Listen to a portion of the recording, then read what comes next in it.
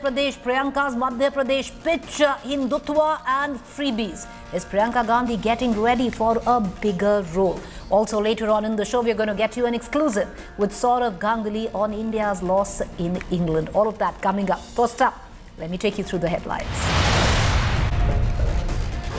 Congress goes back to Hindutva as Priyanka Gandhi Vadra launches party campaign. The poll-bound state performs Narmada pooja. BJP brands the Congress General Secretary a Chunavi Hindu.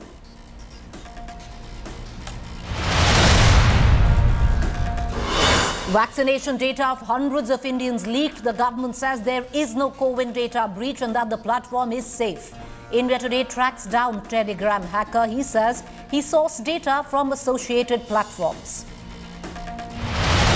Prime Minister Modi conducts a review meet over cyclone Biparjoy. Met Department issues orange alert as storm intensifies.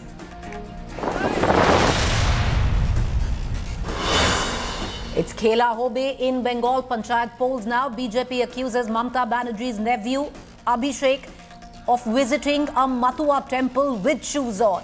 Clashes break out.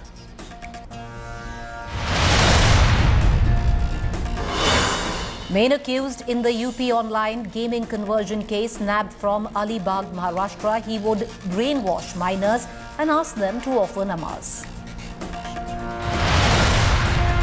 A Dutch vlogger assaulted in a Bengaluru market. Trader seen pushing YouTuber for shooting in a market.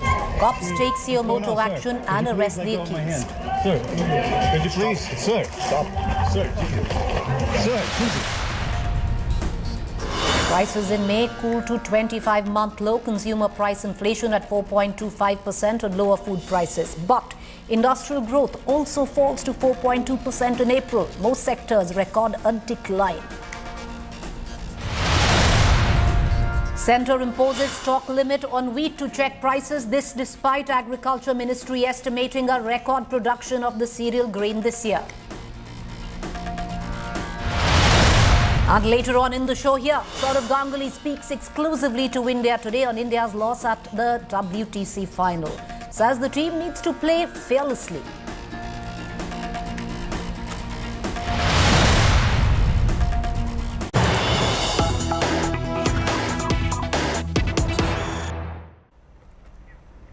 All right, let's cut across to the latest that is coming in from Bhopal. A fire is raging on in one of the government buildings in Bhopal, Satpura Bhavan. A massive blaze is being reported. It's a fire that has raged on for hours now. The Bhavan houses several government offices. As per initial information, what we are given to understand, the fire started at the regional office of the Tribal Welfare Department located on the third floor of the building. Several fire tenders have been rushed to the spot and were trying to control the blaze. The fire has been extinguished over a large area. However, a few areas still remain engulfed in the blaze. One thing we can say for sure, fortunately, there has been no loss of life. However, what has happened at the back of the blaze is that politics has broken out in a state that is going into election in the next 5 months. Ravish Pal Singh is joining me right now, right outside the Satpura Bhavan.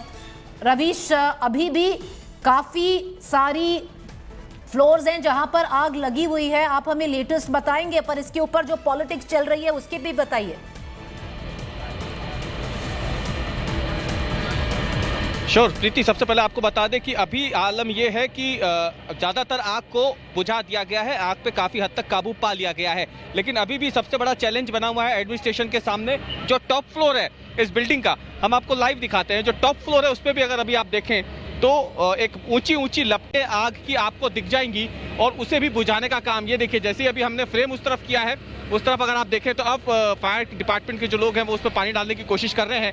ये actually सबसे बड़ा challenge बना हुआ है क्योंकि आग कई बार बुझी फिर एकदम से, क्योंकि ऊपर हवा इतनी चल रही है कि आग को ऑक्सीजन जैसे जैसे मिल रही है, आग एक बार फिर से भड़कती जा रही है. तो चैलेंज सबसे बड़ा यही बना हुआ है कि जो टॉप के फ्लोर्स हैं उस पर काबू पाया जा सके. और अभी जब हम ये आपसे बात कर रहे हैं, ये लाइव तस्वीरें दिखा रहे हैं, तो इस टाइम लगभग 90% काबू जो है वो आग पर काबू पा लिया गया से.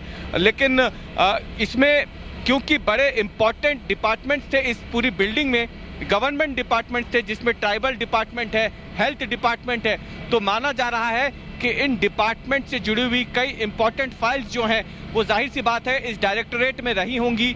और ये जब आग लगी है तो इससे ये सभी जो इंपॉर्टेंट गवर्नमेंट डॉक्यूमेंट्स है, फाइल्स हैं, उसे कहीं ना कहीं नुकसान ज़रूर पहुंचा होगा। वो यहाँ बिल्कुल नहीं बची होंगी क्योंकि आग बहुत भयानक थी। और क्योंकि गवर्नमेंट ऑफिस है तो जाहिर सी बात है इंपॉर्टेंट फाइल्स के अलावा स्टेशनरी का दूसरा सामान, कई सारे फर्नीचर्स और कई सारे ऐसे इक्विपमेंट्स, इलेक्ट्रॉनिक इक्विपमेंट्स, उनकी केबल्स, उनकी वायर्स, इसकी वजह से ये आग इतनी तेजी से फैली कि जहां ये 3rd फ्लोर से शुरू हुई थी, धीरे धीरे करते करते 3rd फ्लोर से होते हुए 4th फ्लोर, 5th फ्लोर और टॉप फ्लोर जो 6th फ्लोर है वहां तक ये आग पहुंच गई है। और अब ये हम कह सकते हैं कि अब कहीं जाकर के इस आग पे काबू पाया जा सका है, कई 5 घंटों के बाद एडमिनिस्ट्रेशन की तरफ से। लेकिन जो सियासत, जो पॉलिटिक्स इस पे हो रही है प्रीति, वो आप बता दें कि क्योंकि इस साल मध्य प्रदेश में असेंबली इलेक्शंस होने हैं, असेंबली इलेक्शन से पहले एक गवर्नमेंट ऑफिस में आग लगना, कांग्रेस ने इसे एक बड़ा पॉलिटिकल इशू बना लिया है। और कांग्रेस के लीडर्स लगातार स्टेटमेंट्स दे रहे हैं, सोशल मीडिया का यूज कर रहे हैं बीजेपी गवर्नमेंट को टारगेट करते हुए कि उनके इशारों पे ही कहीं ये आग तो नहीं लगाई गई है, ताकि अगर किसी तरीके का कोई करप्शन इन डिपार्टमेंट्स में हुआ है तो इस आग के जरिए ये बहाना बनाया जा सके कि वो फाइल तो जल गई और वो करप्शन यहीं पर दबाया जा सके। तो ये भी एक बड़ा पॉलिटिकल इशू इस वक्त मध्य प्रदेश में बन गया है। बहुत शुक्रिया रवीश कि आप हमसे जुड़े। The fire right now has been brought under control is what my colleague Ravish is saying. Well, you know, the politics aside, over the files that possibly or rather will be gutted in that blaze, but there has been no loss to human life, and we're going to leave it at that. Appreciate you joining us, Ravish. With that, let's quickly shift focus to our big political story this evening, and it comes from the state of Madhya Pradesh. The Congress General Secretary Priyanka Gandhi Vadra kicked off the party's campaign in the state today. She started her day in Jabalpur with a Narmada pooja, an event marked by Hindu symbolism. Later at a rally, she promised 5 welfare measures, much like in Karnataka, guarantees of the Congress, including a cash transfer for women if the Congress is voted to power. But nobody could miss the symbolism where Hindutva was concerned. Here's the full report.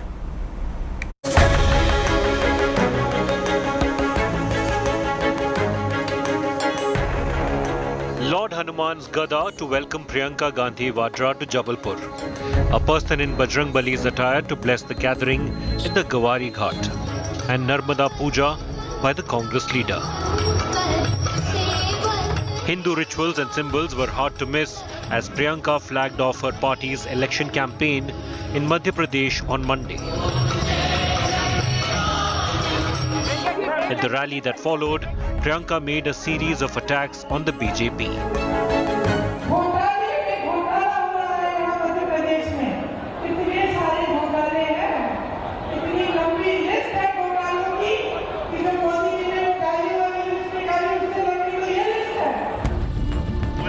She raised the recent damage suffered by Ujjain Mahakal corridor during storms to drive home her point about corruption.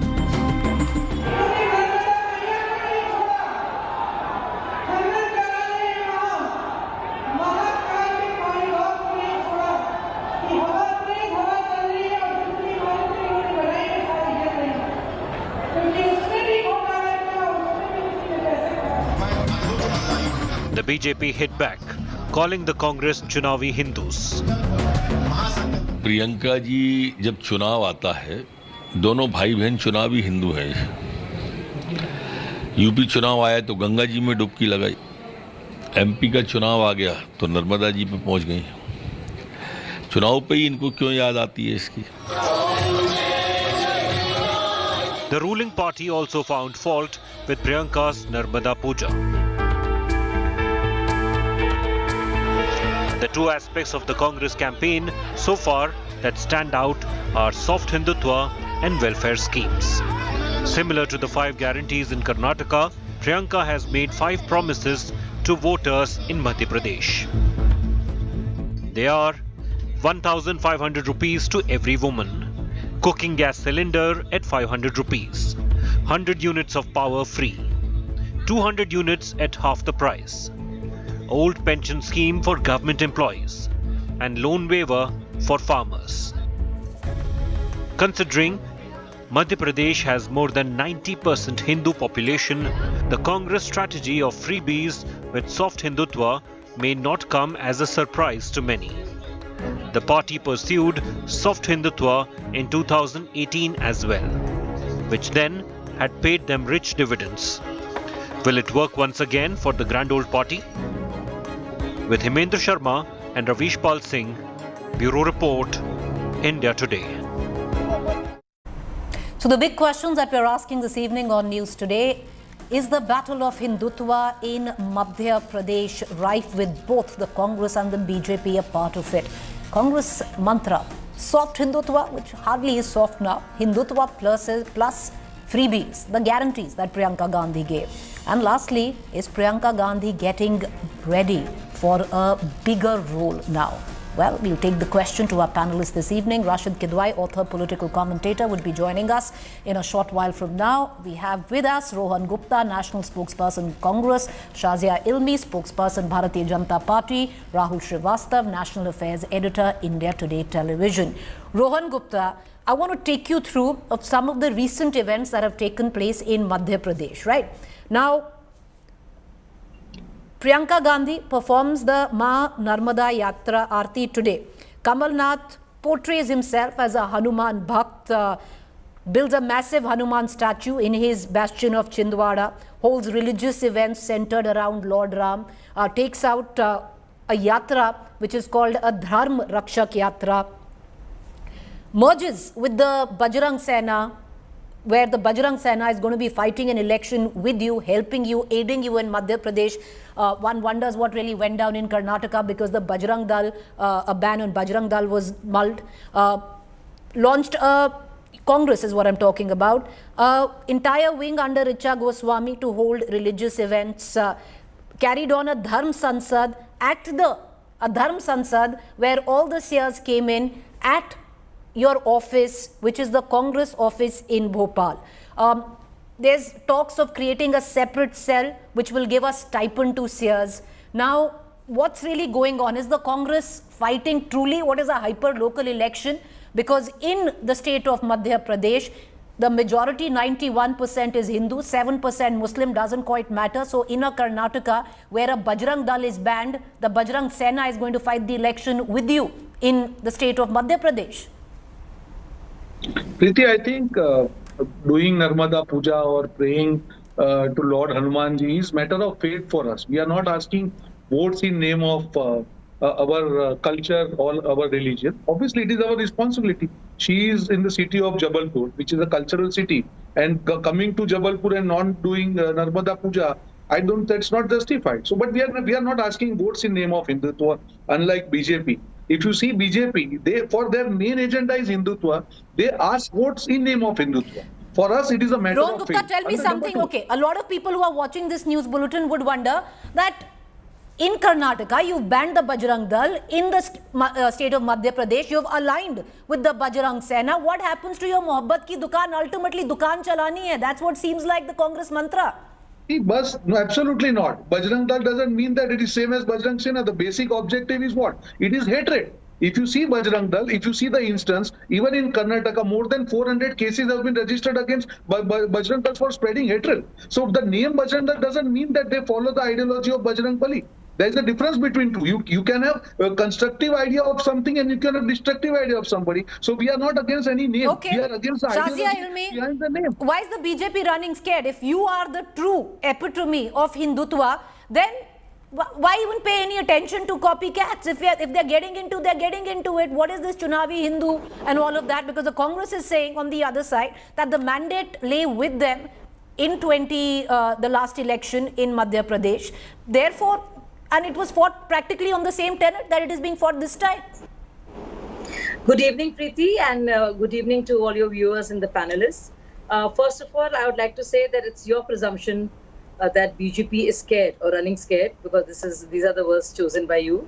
I would not use the same words at all, but yes, we would call out the Congress party for using the religion card unabashedly once again, right after Rahul Gandhi publicly denigrated the idea of Shashtang Pranam and called it.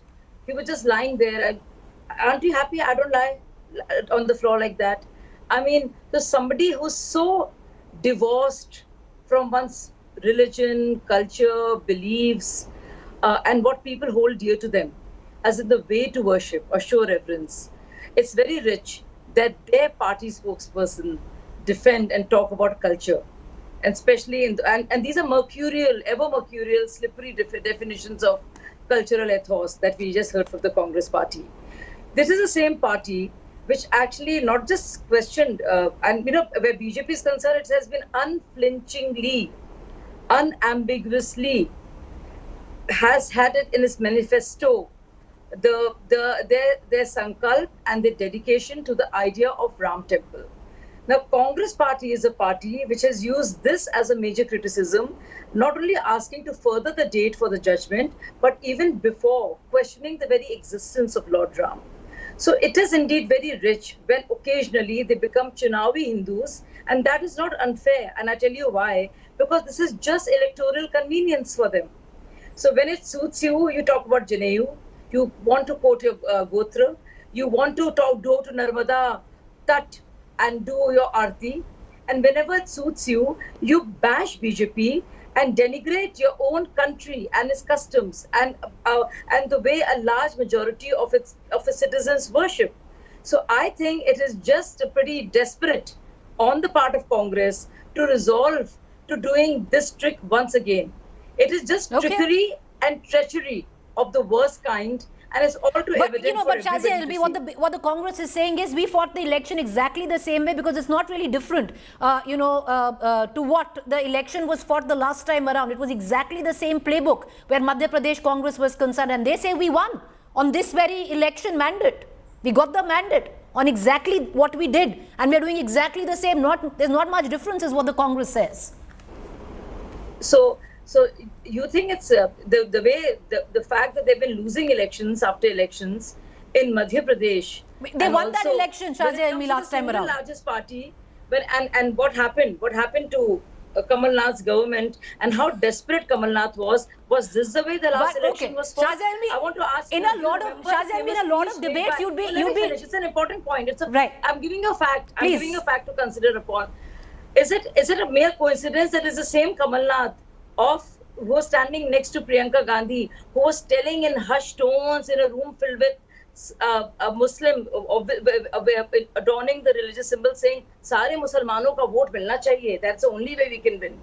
Do you remember that? But having said that, if my memory tells me, I don't have to do it. Having said that, Shazia Elmi, the fact is the last time around Madhya Pradesh went into election. Whoever is in governance right now is a different ballgame. But the mandate, madam, the mandate did go. The mandate did go to the Congress. But I want to just bring in Rashid Kidwai and Rahul Srivastav into this conversation as well. Rashid Kidwai, what's going on with the Congress? Is this the actual true hyper-local election model of the Congress that you see? You fight every state very, very differently to look at what the local issues are. So if a Bajrang Dal is banned in Karnataka, Bajrang Sena will be a part of you in the state of Madhya Pradesh. And also, dwell a little bit on what's really going on, because it seems Rahul Gandhi is going to be the larger ideological figure, which is the Mohabbat ki dukaan, but jo actual political dukaan hai, wo Priyanka Gandhi chalayengi. Absolutely. I think Preeti, I think my friend Shazia Elmi should smell, coffee and get real. The threat is political in nature. There is no point just, making fun or mocking the Congress party. The Congress is getting its arithmetic and, election machinery right in Madhya Pradesh. Remember, in 2001, the Congress had passed a resolution under Sonia Gandhi, Congress Working Committee, saying Hinduism is the sole guarantor of secularism in India. And there are several instances of, how Indira Gandhi was hailed as a, Durga after 1971 war, and what Nanaji Deshmukh had written about her after her assassination in 1984, etc. So the BJP is politically within its rights to, to dub Congress as something as anti-Hindu, but it has a lot of credentials. It has a very checkered history. In Madhya Pradesh, they have men in the ground. They have, as you were rightly pointing out, the last time they had done very well. And Kamal Nath, if you go to Chhindwara, there is a statue of Lord Hanuman, and which is supposed to be the biggest and largest in entire country, and he doesn't miss any chance in Udaipur, just last thing, in Udaipur last year, in the Congress Chintan Shivur, there was a debate, discussion on the religious outreach program, where representatives from the central India and in North India, they talked about this, that the Congress leaders in these states should have all the freedom to preach and practice, religious symbols such like, Ganesh Utsav and Navratra, etc. So this is what we are seeing is a outcome of all this. There is a method in this kind of madness that the Congress is showing. Mm-hmm. All right, we're going to come back, Rashid Kidwai, on the role of the, Rahul Gandhi and the role of Priyanka Gandhi, and clearly seems to be very, very well defined right now. We'll dwell on that a little later. But, Rahul Srivastava, what about the long-term, goal, ideological goal of the Congress party? Because the Congress might fight this election in Madhya Pradesh on Hindutva, but exactly 3 months from then, when they're going to come back to Madhya Pradesh, ask votes for Lok Sabha elections, it's not going to be the same optics. It will be very, very different. So are they making long-term losses in the short-term gain? Preeti, one, I think this is largely the result of Narendra Modi and RSS dictating the political turf. They have changed the political turf in a large part of the country, where everybody is forced to play bat in the same manner that the BJP is. You look at any chief minister today, even if you see what is happening in Chhattisgarh, Rajasthan and Madhya Pradesh, you will find that eventually political parties are playing the turf or are virtually staying silent and condoning it. Rashid quoted history, Indira Gandhi, Rajiv Gandhi. The Congress has done this in the past. The Congress has tried soft Hindutva and strident Hindutva both. In terms that, if you recall, opening the doors of the Babri Mosque at a time when the court issue was in the courts, allowing prayers at the mosque, holding the political rally in 1989 in Faizabad, Ayodhya, allowing Shilanyas in Ayodhya. All these were attempts by the Congress to retrieve that lost Hindu ground. The Congress has done in the past, has paid terribly, and the state of the Congress can be connected even to those events in the past, primarily because the Congress was known to be that all-encompassing party where assimilation of all sects and faiths. This sectarian politics is not the DNA of the Congress party. If they go back to Jawaharlal Nehru and Mahatma Gandhi and others, and in that is where the problem is. I think what they are trying to do is play it in a hyper-local manner, same manner, to counter the BJP's Hindutva and show that we are not anti-Hindu, but also bring in other issues like corruption and others, so that there is a beefing up. But, you're bang on there, because it's really not worked for the Congress earlier on. And that's where I bring our Congress spokesperson, Rohan Gupta, back into this conversation.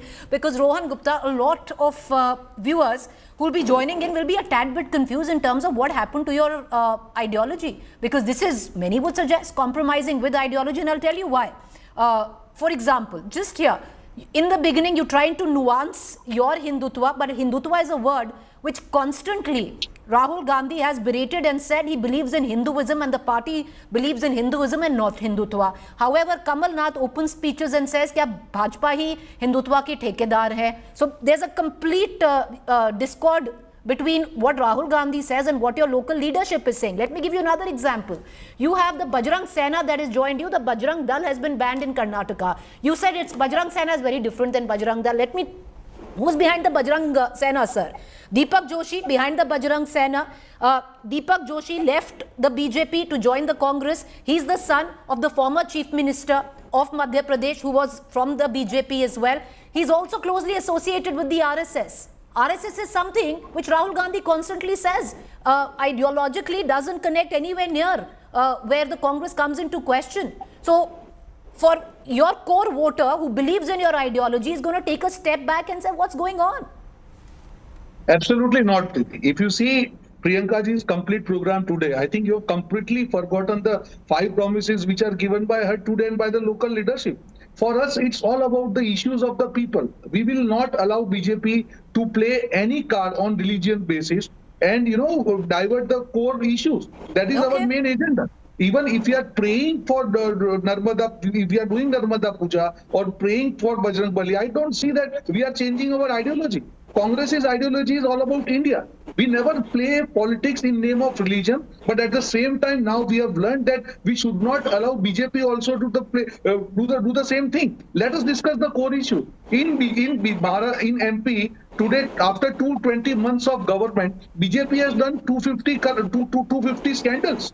They have given only 27 government jobs. So when it comes to report card to the people of MP, let us evaluate on the basis of facts whether the government has delivered to people of MP. If they have not, they will have to answer to the people. We are here, the Congress governments, whether it is Rajasthan or Karnataka, we believe in town-bound delivery, and we are going with the same track record with the people of MP. Let the people of MP judge us on the basis of our past performance. Let the people of MP judge BJP on their government, and let the people decide whether our 5 guarantees are going to make sense to them. Okay, Shazia, fair point. The BJP's the Congress is saying, now they've admitted very clearly, you just heard Rohan Gupta, that this is politics, this is the topography, this is the lay of the land where Madhya Pradesh is concerned, and they're going to do it. But why take away their guarantees? If the BJP has milked Hindutva, they will, at least at the face of it, in terms of optics, will not antagonize the majority community, and that's pure politics. But they're saying, look at deliverance, we are delivering as well.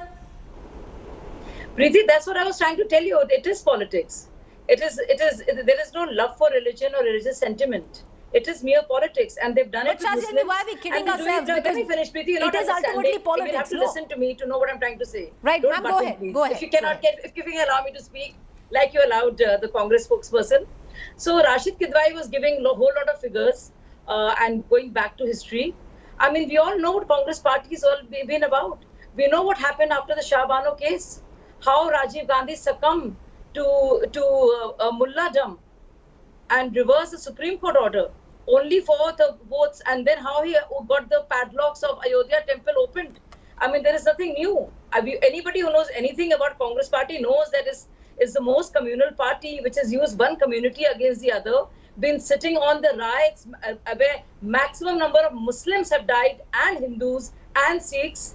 So it's the most communal party of India, which talks about mohabbat ki dukaan and nafrat ki mall. I mean, it's quite hilarious. So what Rohit is saying now is something they've been doing forever, and there's nothing new about it. I mean, they were the ones who coined saffron terror. We know what Hamid Ansari had to say. Salman Khurshid lied about the fact that Aligarh Muslim University could never get minority status coming from the Central Grants Commission as it does, but still promised it. They have been playing this religion card all throughout, and they keep accusing BJP of being communal. These are hard facts, which we all know.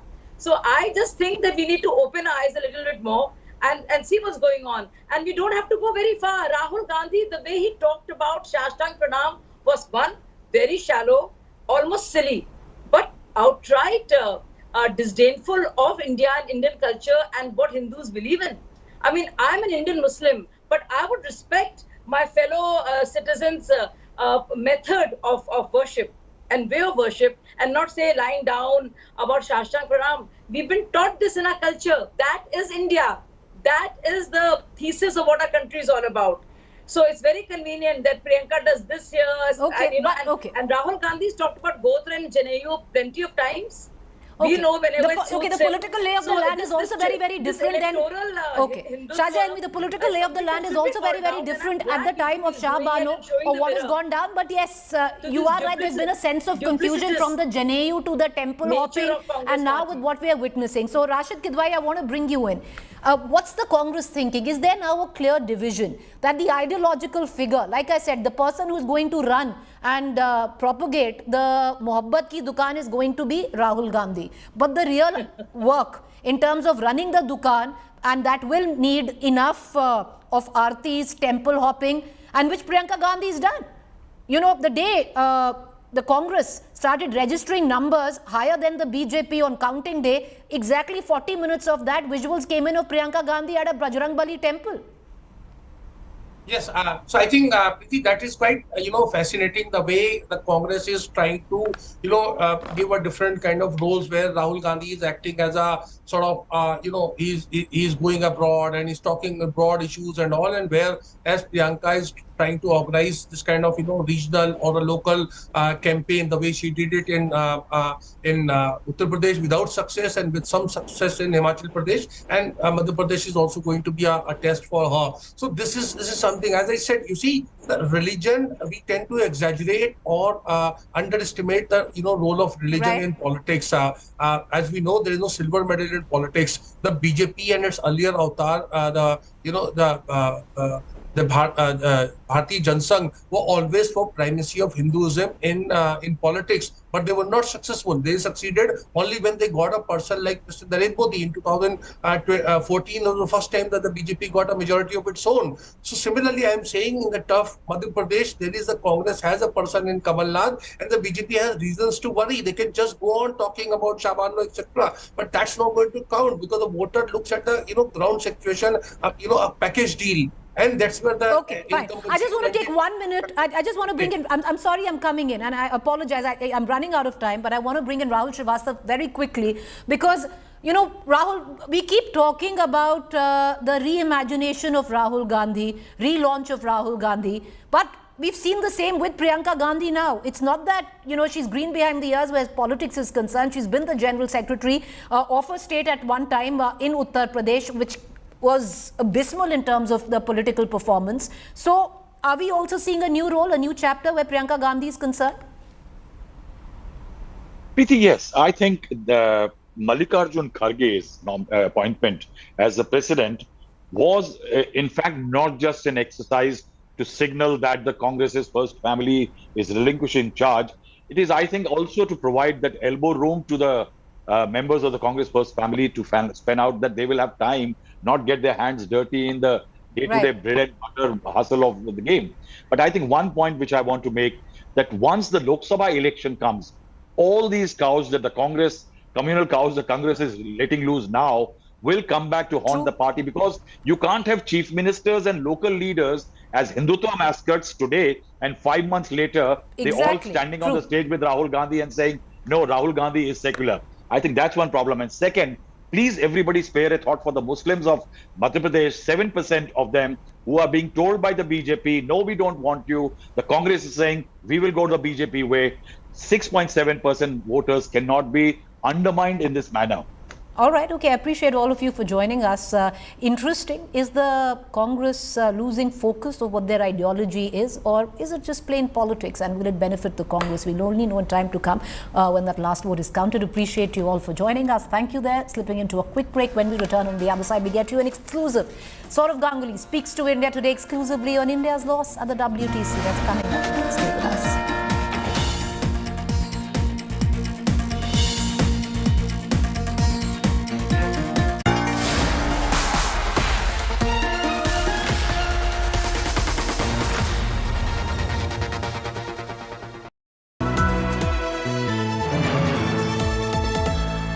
The software engineer meets the gifted content writer, meets the cool UI UX designer, meets the talented photographer to create the big dream. The world comes together at Sharda University. So where are you?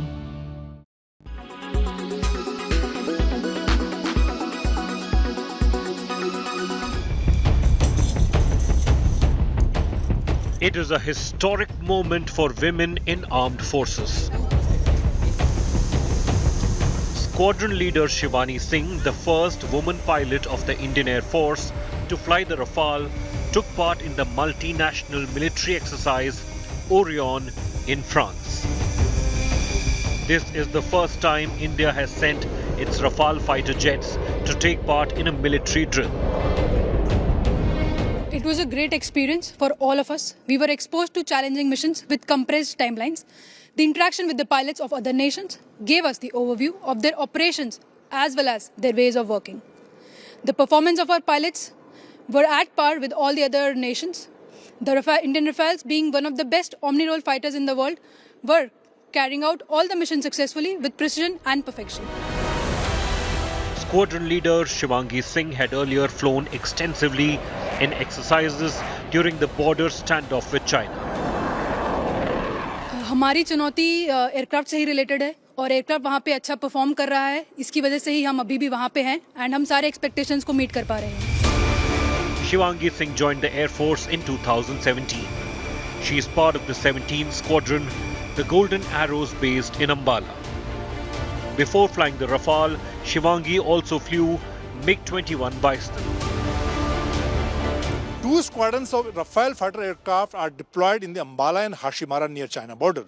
The men and women pilots of the squadron are making the country proud both globally and internally in the situation like the one in Ladakh. With camera person Anil Jaiswal, this is Manjit Negi for India Today.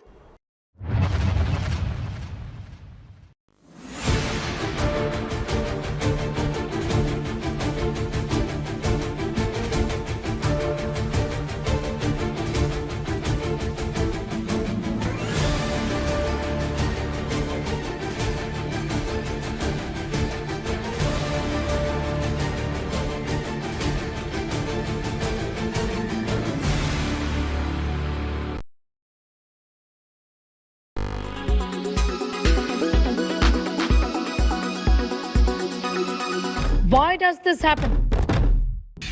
Let me tell you the science behind it.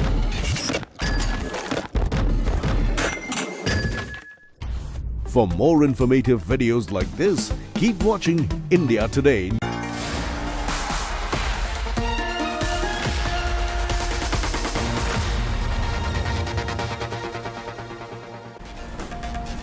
Welcome back. You're with us on News Today. Now, Team India's capitulation on Day 5 of the World Test Championship final has posed some very big questions for the Indian cricket team. India's approach in key games is under the scanner, and former Indian captain Sourav Ganguly feels that India needs to now start playing fearlessly. He talks about the future, Virat Kohli and Cheteshwar Pujara in the Test side. My colleague Nikhil Nas spoke exclusively with him.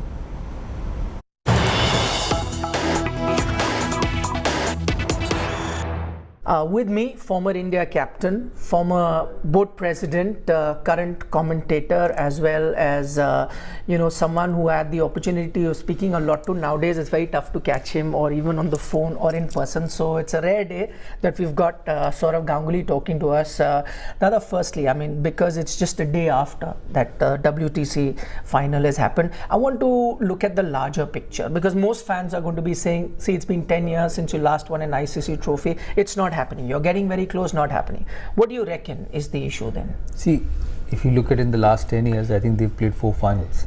Yeah. 14, 17, 22 and 21 and 23 now. 4 finals, a couple of semi-finals as well. So it's not been absolutely that they've been poor. They've just not won some of the big finals, and hopefully that will happen. As I said, there's enormous talent in this team. Teams which have Rohit, Virat, Shubman, Pant, Bumrah, although they were not available for these 2 games for this final. Pandya, Rahul, they can't be weak. I, as a well-wisher, I, as someone who's seen Indian cricket closely, my only advice is to play without fear when you get to these big moments. Sometimes you have to take the hard decisions, and although Pat Cummins would have also fielded in this test, India to fielded he after winning the toss.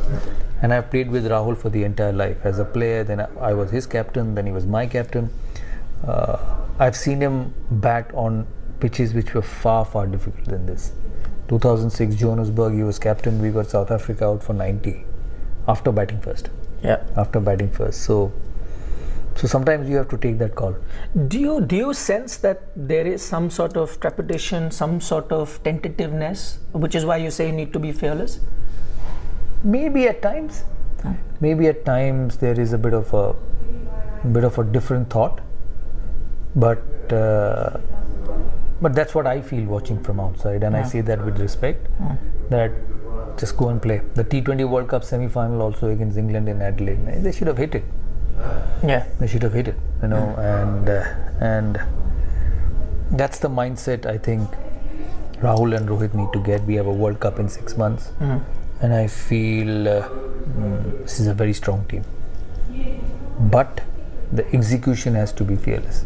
Okay, let me talk about this particular test match, and I'm just focusing on the test format. Now, one of the standout features or one of the standout talking points of this test match has been the shot selection. So it's not always winning or losing, as you say, it can happen.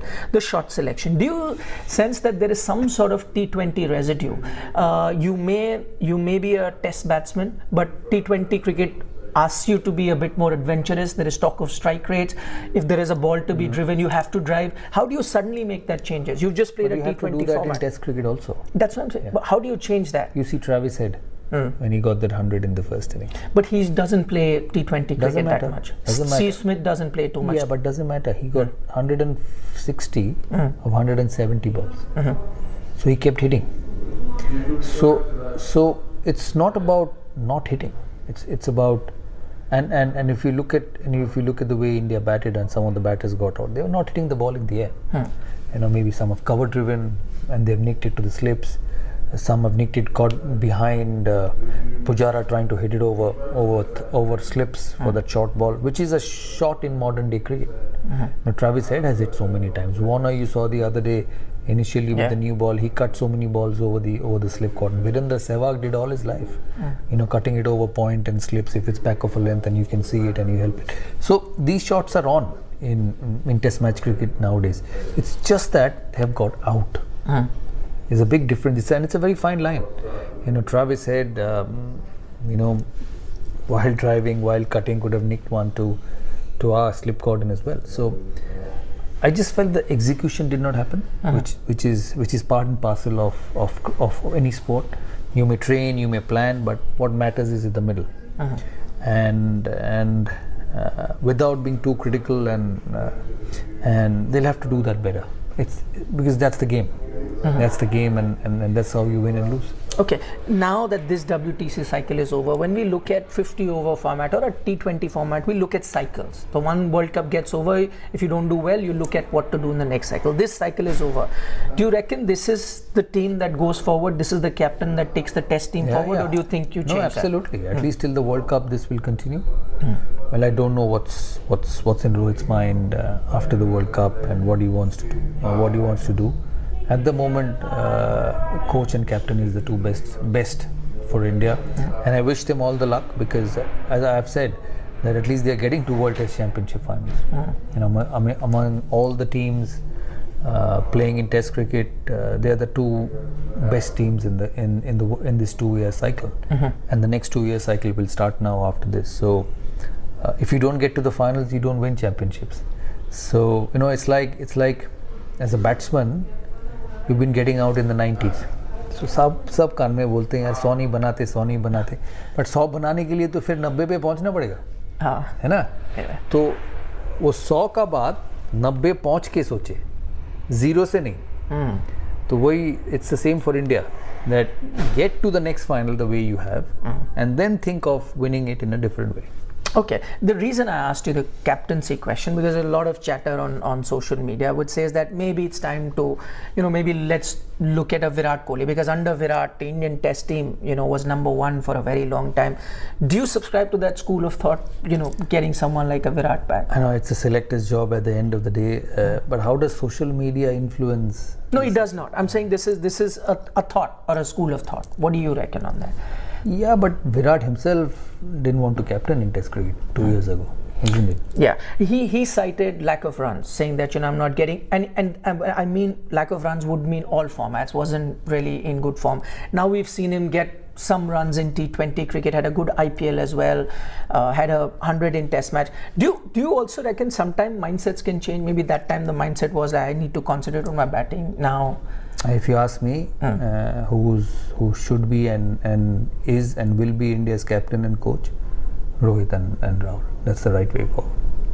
What do you see for the future of Indian Test cricket? Do you think it's in safe hand? I'll ask you a couple of questions. Absolutely. Because let's say in batting, now let's say if you have to look at the future, you look at a Shubman, he's there, right? But the rest of your batting lineup, probably towards the end of the career, do you see names that will fill in those positions that will be left behind, let's say by a Rohit, by a Virat, by a Ajinkya Rahane, by a Pujara, in maybe not this cycle, maybe 2 years after that? Even in terms of bowling, we used to keep harping about how much strength we have in terms of fast bowling, but once Jasprit Bumrah gets injured and we are then looking looking at a Shardul Thakur or an Umesh Yadav then to fill in that spot? I thought Umesh is a good bowler.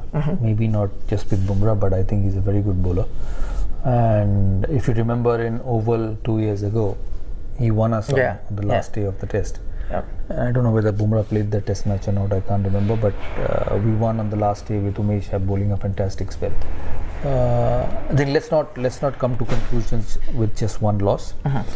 India will always have talent, and I don't think it's time to look beyond a Virat or a Pujara. Virat is just 34. Not now, maybe 2 years, 3 years down the line. Do we have reserves? That too will happen, Nikhil. 3 years down the line, they'll get 37, 38. You'll have to look at young players. And India has enormous reserves. You know, when you look at some of the performances, and I don't consider IPL performance as a yardstick to pick in Test cricket. So in domestic cricket, there's some fantastic players, and you'll only find out when you give them opportunities. Whether it's a Jaiswal, whether it's the batsman from Madhya Pradesh, the middle order batsman who played for RCB, they missed out this year. Patidar? Rajat Patidar. There's Abhimanyu Ishwaran from Bengal who scores lots of runs. Shubman Gill is young. There's Gaikwad, Ruturaj Gaikwad, I don't know. There's Ruturaj Gaikwad. And I hope Hardik Pandya is listening. I want to see him play Test cricket, especially in these conditions as well. And there is Hardik Pandya, young Rishabh Pant is there, Shreyas Iyer is there, they are young boys. India will always have talent. Gavaskar finished, Tendulkar, Dravid, Lakshman, Sehwag came. They finished, Virat Kohli came. When they will finish, somebody else will come. That's how good our country is. Final question, Dada, before I wrap up. This is the first time I'm speaking to you after you finished your tenure as the BCCI president. How do you look back at it? Did you achieve what you set out to, or do you think it's a thankless job? Because, usually in India... No, it's not a thankless job. Okay. It's not a thankless job. A lot of criticism comes your way also. So that comes everywhere. India captain also gets criticized. India coach also gets criticized. If you don't get runs, the player will get criticized. So that is part and parcel of any job. So it's not just being a BCCI president. I consider it as a huge honor. And I came in when I was president and Jay was secretary, Arun was treasurer, Rajiv Shukla was vice president. So we came in at a time when it has just come out of the COA regime and it was in a bit of a mess. We had to clean things up and put it back. Then COVID came in, 2 of the worst years the world has ever seen. To organize IPL in COVID in 2020 was an unbelievable effort, and not just by us, but even the staff who work. To take it to Dubai, landing in Dubai, and then realizing 6 or 7 CSK players have been hit with COVID, and to come out of it and go through 2.5 months, complete the tournament without COVID issues was phenomenal. The World Cup couldn't happen in 2020 because of COVID. So I think that was one. Then winning in Australia, that was a positive. Although we don't have much contribution in that, players ultimately play. Then England, how they played, there were a little bit of drawbacks with India not qualifying in the World Cup in Dubai. So then the IPL came in, the new broadcast rights of IPL, that's the job of administrators. To see IPL just go through leaps and bounds and get past the all major leagues in the world, and it's only a tournament for 2 months. So the women's, and I think the biggest positive of that 3-year regime was the development of women's cricket. When we started in 2019 and then finished in 2000, I finished in 2022, Jay is still the secretary. So when to see women's cricket go that far was fantastic. Commonwealth Games final, winning the Asia Cup, and in both the times, the Commonwealth, you watched it on TV, it was India's game to win. Beating Australia, who was miles ahead of any team in the women's tournament. So a lot of good things. 3 years is a restricted time. That's what tenures are. You can do as much, and I thoroughly enjoyed it. And I'd been president of CEB 5 years before that. 5 years before that, and I loved it. So It was a great honor. We had asked Sachin Tendulkar a short while ago that, you've had Roger Binny, you had Sourav Ganguly, will you also be board president? To which he had said, no, I was never a fast bowler, so only fast bowlers are qualified to become, because Roger Binny has you become... recognize me as a fast bowler, huh? Thank you for that. No, the reason, the reason I asked you about that board president question, because you have to take tough calls, right? Is it a comfortable position to be in? You have to take tough calls when it comes to, the coach, the captain, or just the way cricket is run. In hindsight, how do you look at it? All the calls that had to be taken. We had this thing in mind that we'll do what is best for players and best for the game. The contracts came in, the players' salaries got increased, the women's salaries got doubled, the first class salaries got into 5 times. So that's all we can do. We can't play. So we did that. IPL went 4 times, 3-4 times. So as an administrative side, this is all what NCA is coming up. It should be ready in a year's time. Yeah, it's almost done, and I keep asking Jay whenever I meet him, how far was it? Because that was something very special to me, to create a infrastructure which is the best in the world, because BCCI has a huge impact in world cricket. So that's what happened. So not many tough calls, a bit of controversy with Virat in the middle. Ravi and Bharat didn't want to continue. We were extremely happy that we got VVS and Rahul, 2 of the biggest names of Indian cricket, into the Indian system. The under-19s winning the World Cup in West Indies. So it's been good. It's been good. Everything you will do will not be good. Everything you will touch will not have a positive outcome. But if you do the majority of it, then I think you've done a good job. But the hardest thing was, and I say that to everyone, that we ran all cricket in spite of COVID. Yes, it was a tough task. But thank you so much, Dada, for taking our time. Hopefully you enjoy your next stint. I don't know whether we'll see you in commentary much. Maybe you'll see him with us more. I don't know, whatever the future holds, but look forward to seeing you. Most importantly, I need time for myself. I've had too many hats for a long period of time. I hope you do get that time. Thank you so much, Dada. Thank you. Thank you.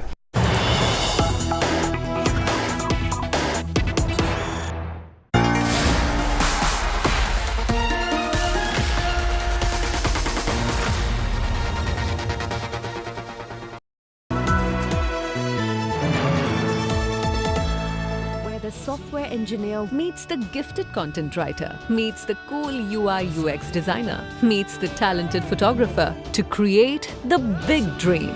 The world comes together at Sharda University. So where are you?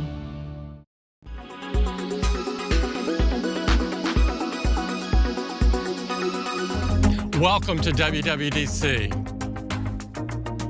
It's the biggest tech news of the year, and an announcement that's got everyone talking. Apple hosted its annual WWDC event on June 5th, unveiling its much-awaited Vision Pro headset.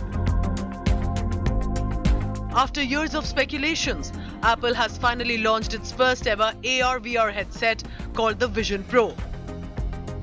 This is a unique wearable device that has a bunch of cameras, speakers and sensors strapped to your face.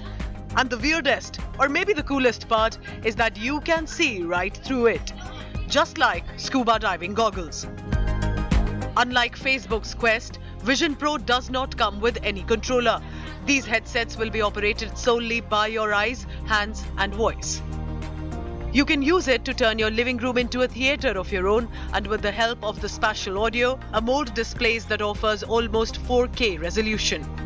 The headset is powered by an M2 chip and a dedicated R1 chip. With Vision Pro, you're no longer limited by a display. Your surroundings become an infinite canvas. Use your apps anywhere and make them any size you want. With the digital crown on the top of the headsets, you can even switch from your physical environment to a virtual one. It houses a battery that offers up to 2 hours of playtime on a single charge. However, when plugged into power, you can use it for as long as you want. This is clearly a game-changer tech launched by Apple, and as expected will burn a big hole in your pocket. The Vision Pro headset will be launched at $3,499 in the United States of America next year. That's roughly around 2,88,000 rupees. And if you're wondering when will it be available here in India, Apple has not yet announced when, or for that matter, if at all, it will bring Vision Pro to the Indian market. So what else was launched at the WWDC event? The iOS 17 update for iPhones. The new update brings features like posters for phone application, where you can create a contact card for each person on your contact list. A new name drop feature also now allows users to swap contact information by bringing two iPhones together and sharing the contact cards. Apple has also introduced live voicemails that you can have a glance at in case you're busy. It will also give you an ability to send a voicemail with FaceTime. Our next release, iOS 17, delivers more expressive communication, simplified sharing, more intelligent input, and all new experiences for your iPhone.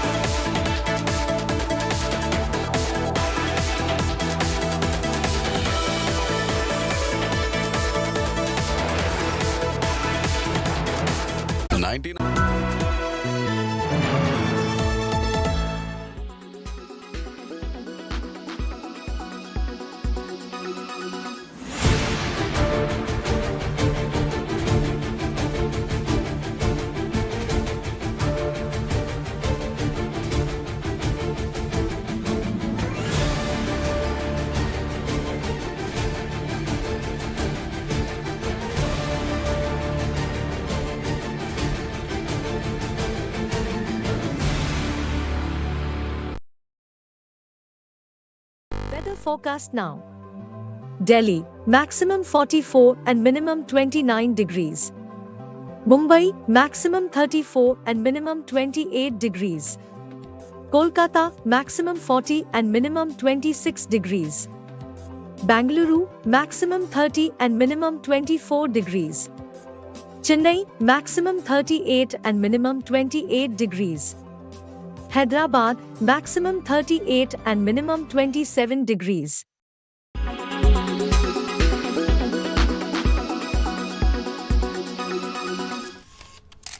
Kerala's public health. All political parties traveling from different parts. Armed with facts, Looking at political back. she takes the news by its horns. Do you think the future of these students are not hampered? Fierce, bold, and direct, setting the tone for the biggest stories from every corner and every angle. Expect nothing but the unfiltered truth. News first, niceties later. Watch me, Nabila Jamal, on India Today.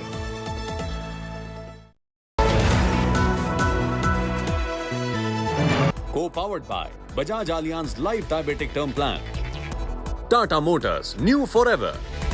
Nippon India Mutual Fund, wealth sets you free.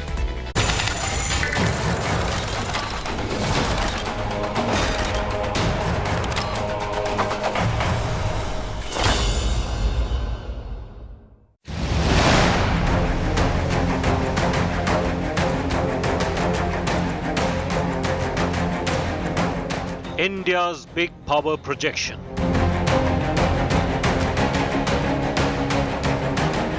World watches India's sea control.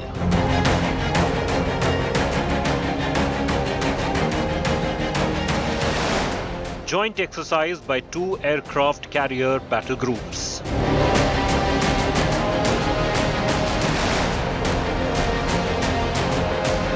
Power projection by Sukhoi and Rafale fighter jets.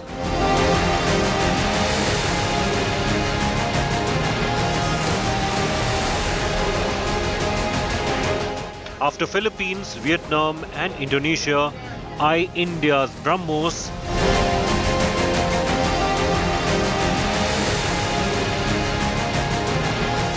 India checkmates China in the Indo-Pacific.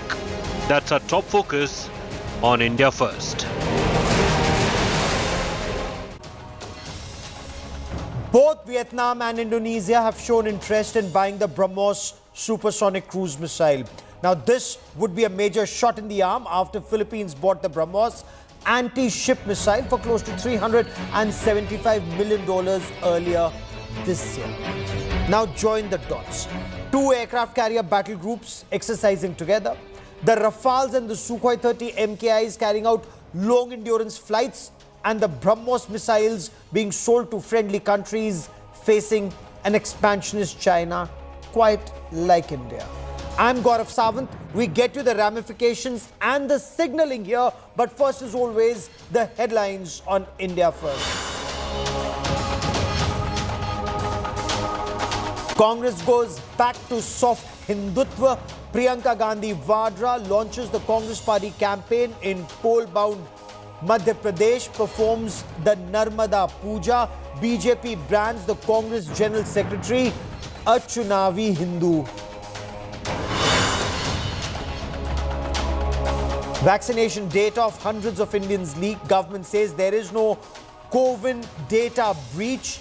The platform is safe. India Today tracks down the Telegram hacker. He says he sourced the data from associated platforms. Prime Minister Narendra Modi reviews progress of cyclone Biparjoy, meets department. The Met Department also issues an orange alert as the storm intensifies. The main accused in the Uttar Pradesh online gaming conversion case nabbed from Maharashtra.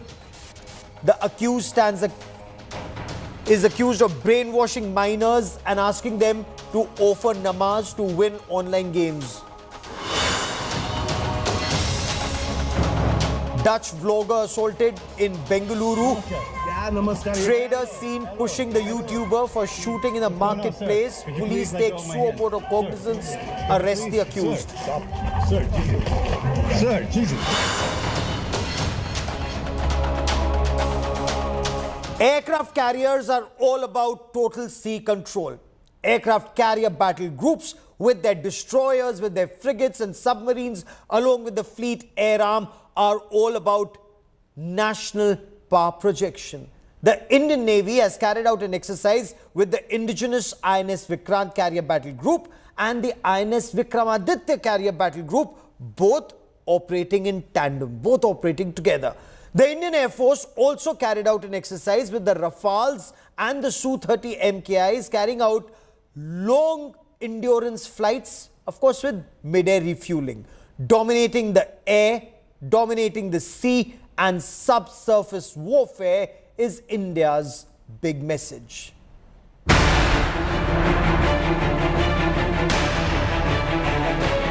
Two Indian Navy aircraft carrier battle groups operating in tandem. India's massive sea control power projection in the Indian Ocean region. INS Vikrant and INS Vikramaditya carrier battle groups with their fleet air arm, warships and submarines carry out a major joint exercise. More than 30 fighter jets and helicopters carry out sea and air domination and anti-submarine warfare exercises together. So this exercising on the Western Seaboard, integration of the air arm and making the second aircraft carrier is certainly going to send a message across to all our adversaries that Indian Ocean region is now going to be, populated with two CBGs, which will be taking care of our area of interest primarily, which is the Indian Ocean region. The exercise was part of Indian Navy's sea control mission.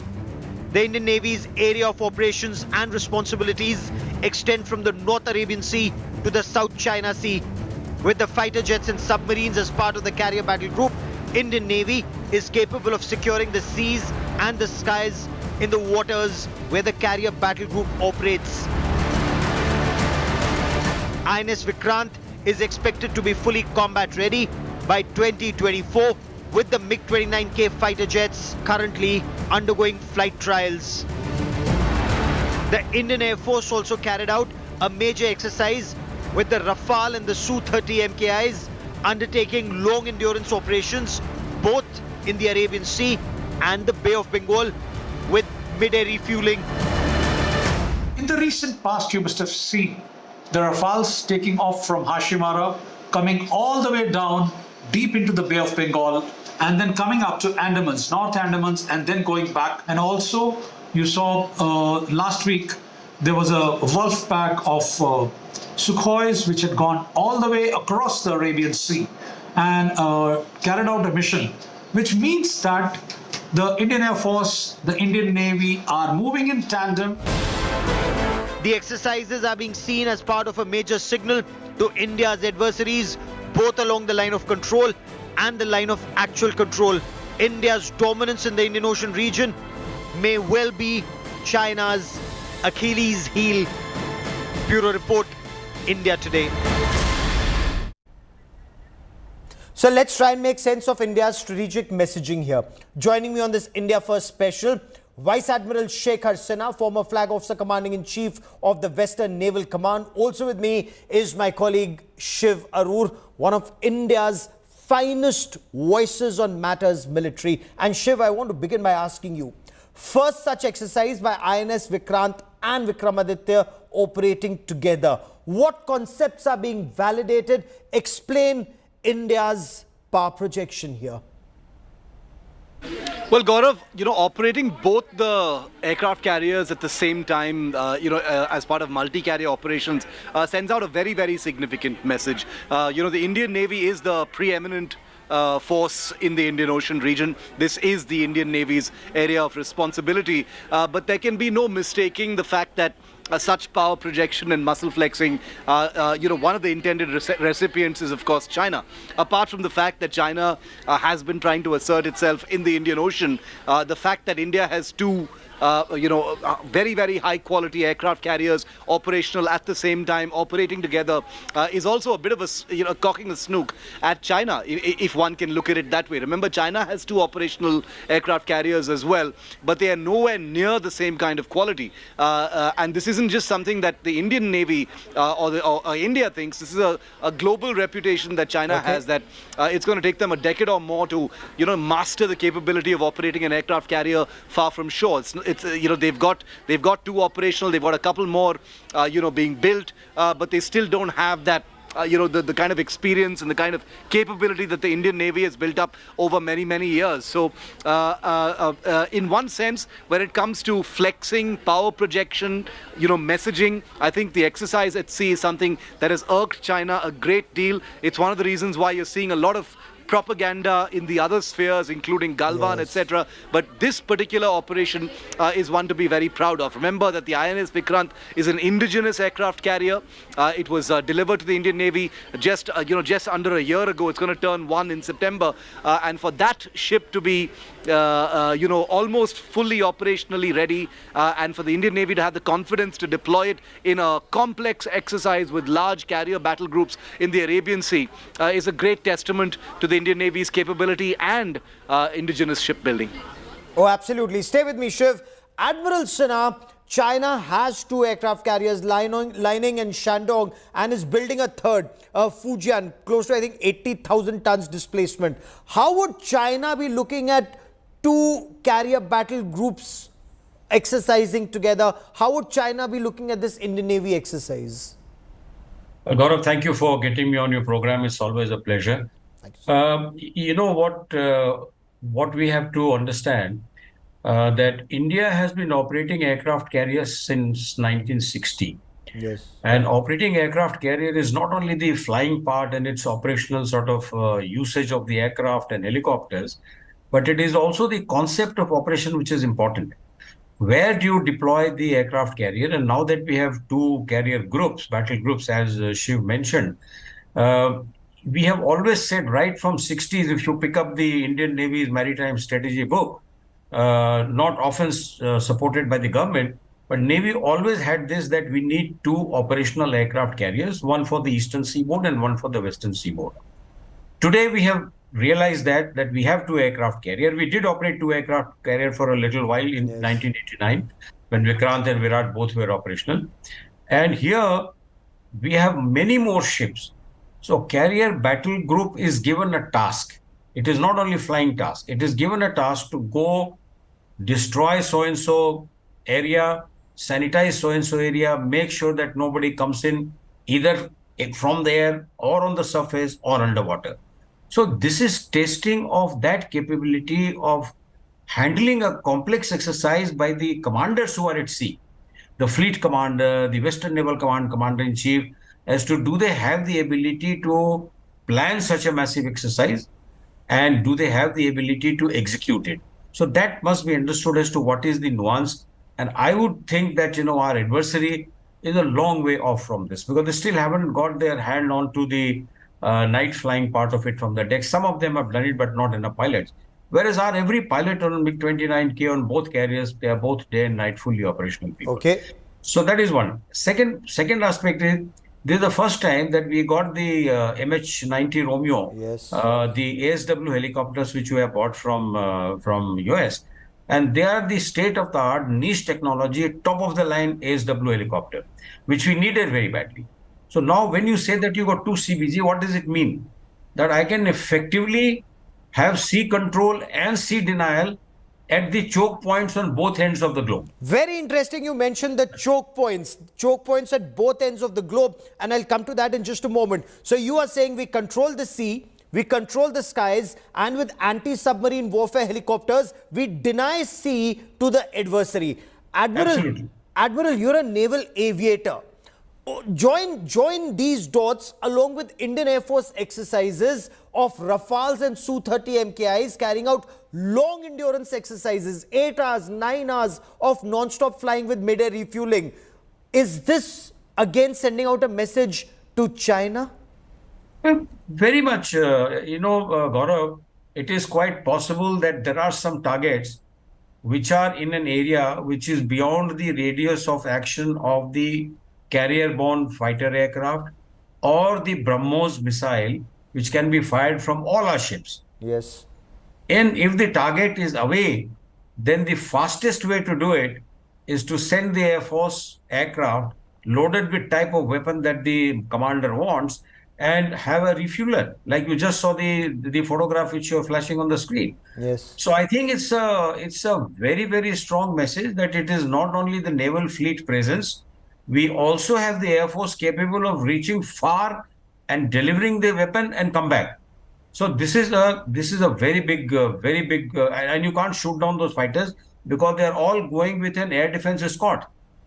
If the Su-30 is going for an attack at that distance, he also has gotten what is called the AD escort going along with it, so that if there is somebody who's wanting to destroy or target the Su-30, these two Rafales can take on them. Okay. So it is not easy to destroy them.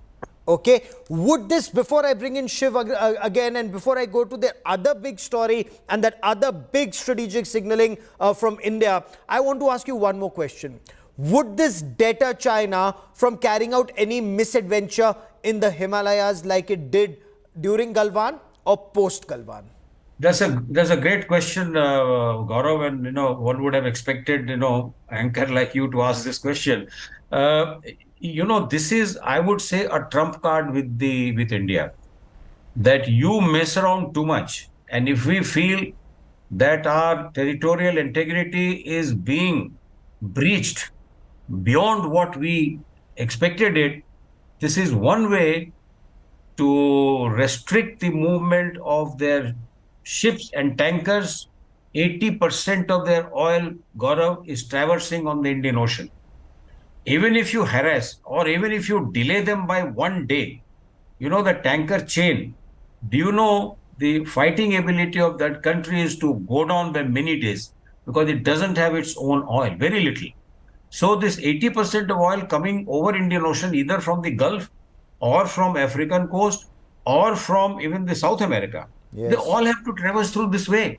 And if I have one carrier battle group on both sides, oh, God forbid, I really don't know what will happen to them.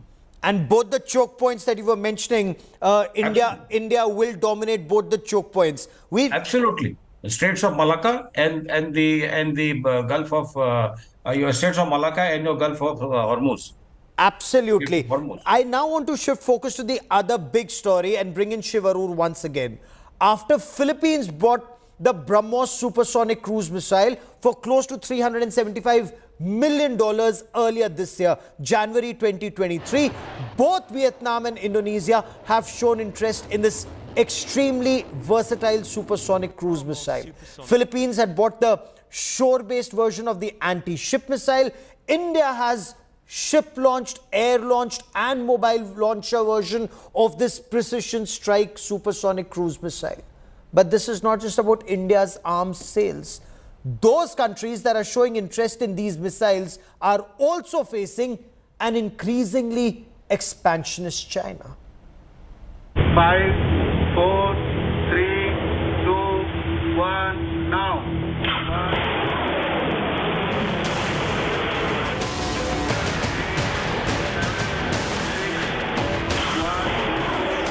It's one of the world's most formidable anti-ship weapons, the supersonic Brahmos cruise missile, and it's made exclusively in India. And now, over a year after India opened its export book with a supply deal to the Philippines, more Southeast Asian countries threatened by Chinese aggression are lining up for the Brahmos missile system. India today has learnt that two more major nations, Vietnam and Indonesia, are very close to finalizing orders for this weapon. Both Indonesia and Vietnam have extensive coastlines and face security challenges in the Indian Ocean and South China Sea, where there are territorial disputes with China.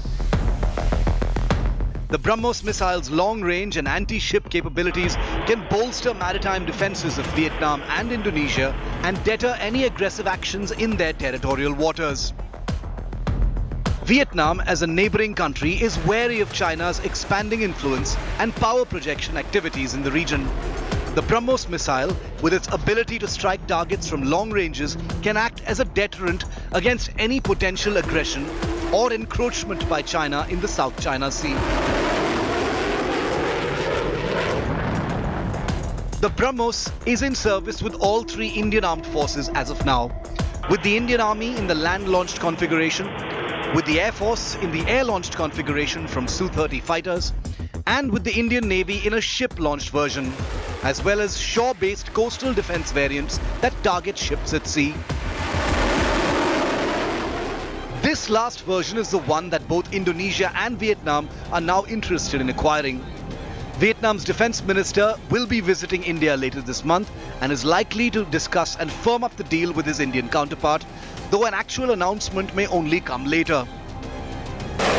For Indian defense industry and the export push, two more nations acquiring the Brahmos will be a major boost, not just financially, but in terms of India's strategic partnerships in the Asia-Pacific in the shadow of an aggressive China. Bureau Report, India Today.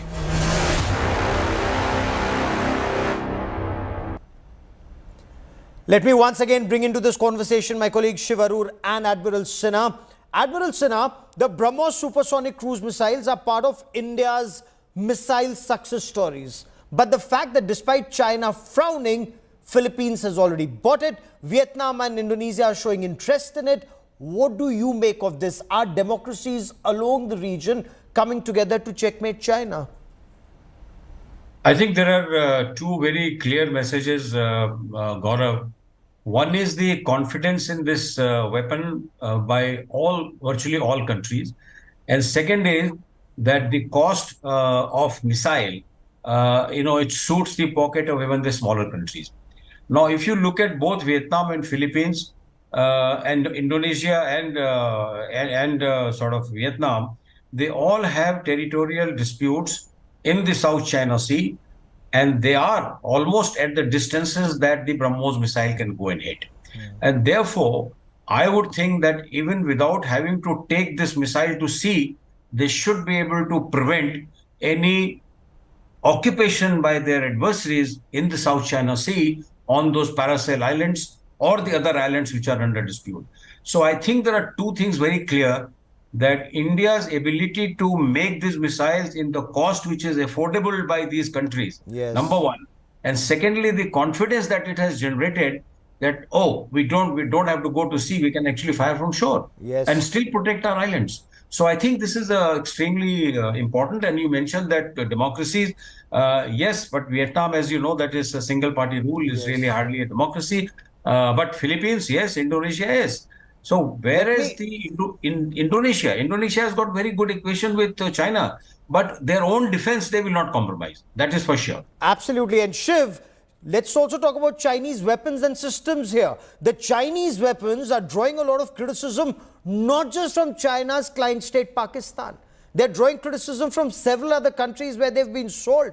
Brahmos, on the other hand, is India's success story. The price, as Admiral Shekhar Sinha mentioned, it's affordable, $375 million for 3 or 4 units that was bought by Philippines. And the fact that between $375 to $675 million is what Indonesia and Vietnam want to spend. Shiv, tell us more. Vietnam and Indonesia are, we are told, very, very close to concluding, a deal with India to procure the Brahmos coastal defense anti-ship system. Now, Gaurav, you do know that the Philippines has already ordered the missile system. Deliveries are underway, making them India's first export customer of this weapon. But Vietnam and Indonesia, Vietnam particularly, which has territorial maritime disputes with China, the Chinese aggressions in the South China Sea, Asia-Pacific region have affected all of the countries there, particularly Vietnam, the Philippines, Indonesia. All of them want, some kind of a credible deterrent, a conventional deterrent capability, against Chinese vessels that have been, encroaching en masse in these territorial areas, in the territorial waters of Indonesia, the Philippines, and Vietnam. So for them to choose an Indian-built weapon system, the Indo-Russian Brahmos, which is a very, very, formidable weapon system, nothing like it in the world at this point of time,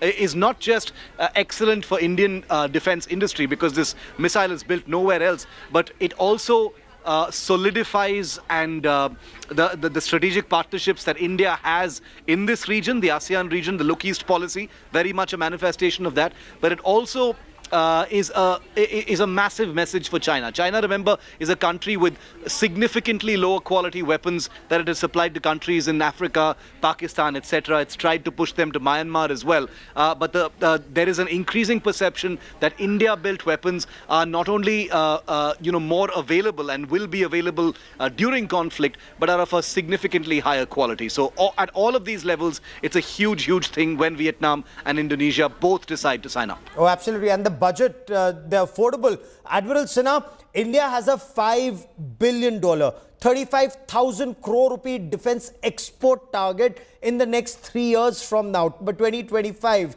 2.5 years. The real military strength of a country is actually indicated by the quality of its weapons and the market. This too, perhaps, would be a deterrent for any adversary from undertaking any misadventure. You're absolutely right, Gaurav. And we will positively meet this target as far as I can see. This is not the only system, but the Akash surface-to-air missile system has proven its worth. The good thing is that India says that we have got this deployed on all our platforms. Yes. These are already operational. Every practice firing, it has shot down its target. Brahmos, it is a supersonic on the terminal phase. I got the first firing done of the Indian ship when I was fleet operation officer. Yes. And I'm telling you that it just goes through. You can't even take a photograph, even if you have a high-speed camera next to the target. It goes at that speed and it just sort of goes through, slices it and breaks it into two. Similarly, the SAM system also, there is a lot of scope for its export. And I am told that a lot of countries are interested in buying. By and large, same countries who have bought Brahmos, because they say if India can use this operationally with so much of threat on them, I think then we are quite safe to use it. So this is the theme, that India first uses it itself, shows its capability, and only then offers it to its own friends. So I think that is a big message, that you are exporting quality weapon systems The one which you are using, yes, it's not that I am using something else and you are giving your duff machine. No, it is not so. Absolutely. I will let that be the last word on this part of the show. Admiral Sinha and Shiv, as always, many thanks for joining me. I now want to shift focus to a disturbing story that's come forward. Shahnawaz Khan, alias Baddu. He is the key accused in Ghaziabad's gaming app conversion racket. Now, Baddu was arrested in Maharashtra, in the Raigad district on Sunday. We now get you a detailed report of how he lured minors and tried to force them to convert to Islam.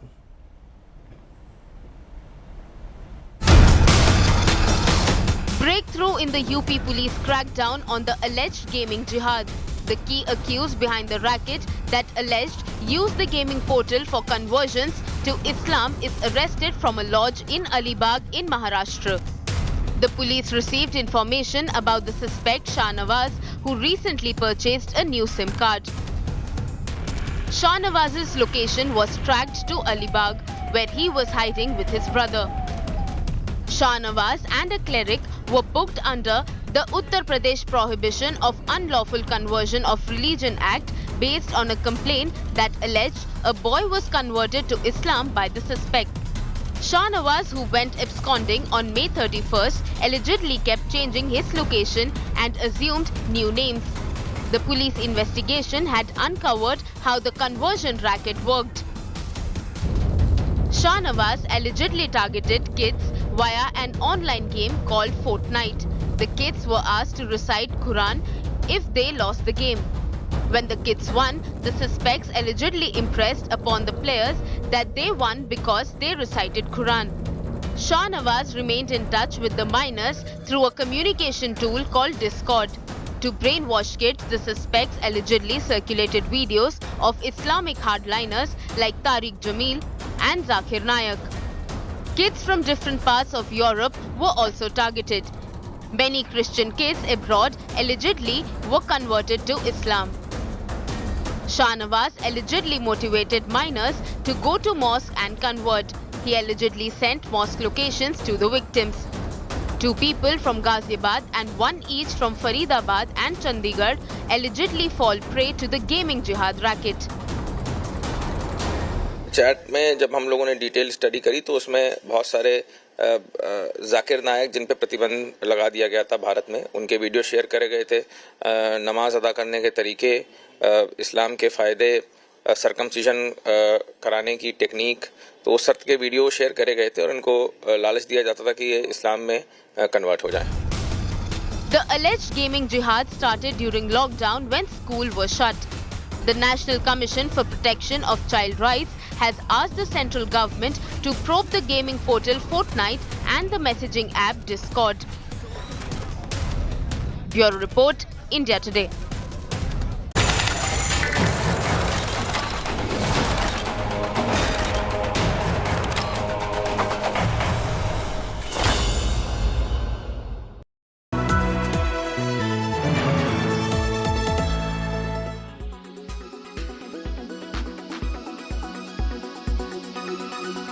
जब इन्हें हमें ज़रूरत पड़ती है ये हमारे दरवाजे ज़रूर खटखटाते हैं. अब अरविंद केजरीवाल मुसीबत में है तो आज उनको हमारी सपोर्ट की ज़रूरत है. लेकिन ये लोग कहाँ थे जब 2019 में हमारे साथ इतना बड़ा धोखा हुआ? कौन था जो हमारे साथ खड़ा हुआ? ये आज जो शोर कर रहे हैं, जो कहते हैं कि आइन को बचाओ, जमहूरियत को बचाओ, डेमोक्रेसी को बचाओ, ये थे कहाँ? हमारा वहाँ पे डेमोक्रेटिक मर्डर हुआ और इन्होंने चूं तक नहीं किया. क्या इन्होंने तो साथ दिया? मैं खुद चाहता था कि इन सभी साथियों की ऊपर जिम्मेदारी दे दो और उनको मदद करने के बाद मैं करूँगा, मगर इसका स्वीकार पार्टी ने किया नहीं और इसलिए मुझे कंटिन्यू रहना पड़ा. मगर ये काम अच्छी तरह से करने के लिए और ज़्यादा समय लेने की आवश्यकता जब है तब मुझे और कुछ साथी कुछ राज्यों की जिम्मेदारी लेने के लिए साथ आएंगे. मेरा ध्यान कैंपेन के लिए, एग्रेसिव कैंपेन के लिए और अलग अलग राजनीतिक जो नॉन बीजेपी फोर्सेस है इन सभी को साथ लाने के लिए मेहनत कर रहा है. It's also been said there are talks all around, especially from BJP leaders, that Ajit Pawar is once again being sidelined. It's very interesting that BJP is obsessed by Mr. Ajit Pawar. BJP is only interested in creating rifts. They have nothing against me or my brother anymore. Marathi में एक कहावत है कि आम के पेड़ पे they chuck stones. So because the plant or the tree which is very good and fruitful is who they want to hurt. So NCP is a party like that which BJP can't do without. So BJP is obsessed by criticizing NCP all the time and constantly either talking about Mr. Pawar, talking about Mr. Ajit Pawar or me. Why don't we make it performance driven? Why don't you feel that Ajit Pawar and Supriya Sule must perform and deliver superior results in the larger interest of the state and the nation? Why doesn't anybody talk about that ever? एक साथ भी आएंगे या कोई रणनीति ऐसी भी होगी कि कैसे मुकाबला करें बीजेपी का, तो वो रणनीति क्या होगी कि क्योंकि चुनाव शुरू हो रहा है और हो गया है शुरू, इसलिए रणनीति आज ही बनानी पड़ेगी. तो मैं समझता हूँ 23 के बाद या लगातार इस तरह की बैठकों के बाद कोई ना कोई रणनीति तय हो.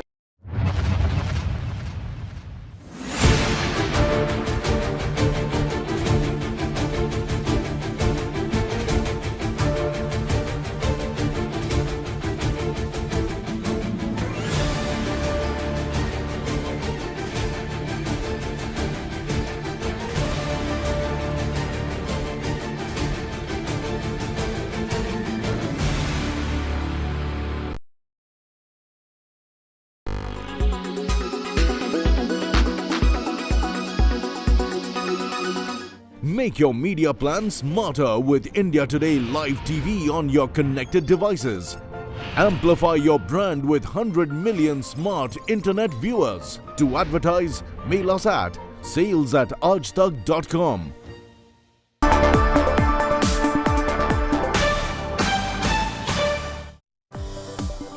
Hello and welcome. You're with us here on Business Today. I'm Abha Bakaya. Here are the day's top stories.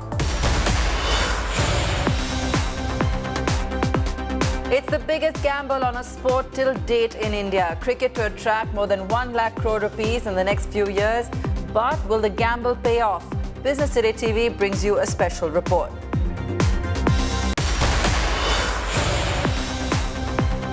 Concord disinvestment off the table for now as internal differences arise over the proposed move.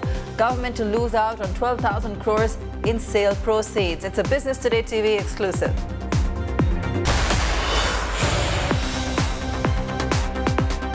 Markets hold on to initial gains as investors wait to take cues from inflation and IIP figures. Nifty up 38 points to close above 18,600.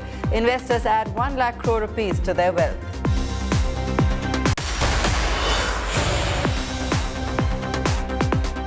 Udayan Mukherjee in conversation with ICICI Pru's Anand Shah. Listen in to long-term bets and find out which sectors they've been avoiding for the past few years.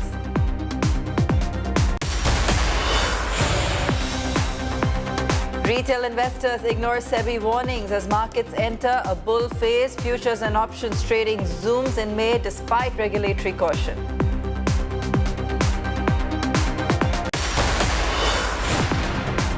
The just concluded IPL has been the biggest money spinner yet for BCCI, the 10 team owners and broadcasters. According to reports, more than $550 million were made through advertising alone. But as this Business Today TV report reveals, this could be just the tip of the iceberg, with the cricketing establishment in India expected to see investments of over 1 lakh crore rupees in the next few years.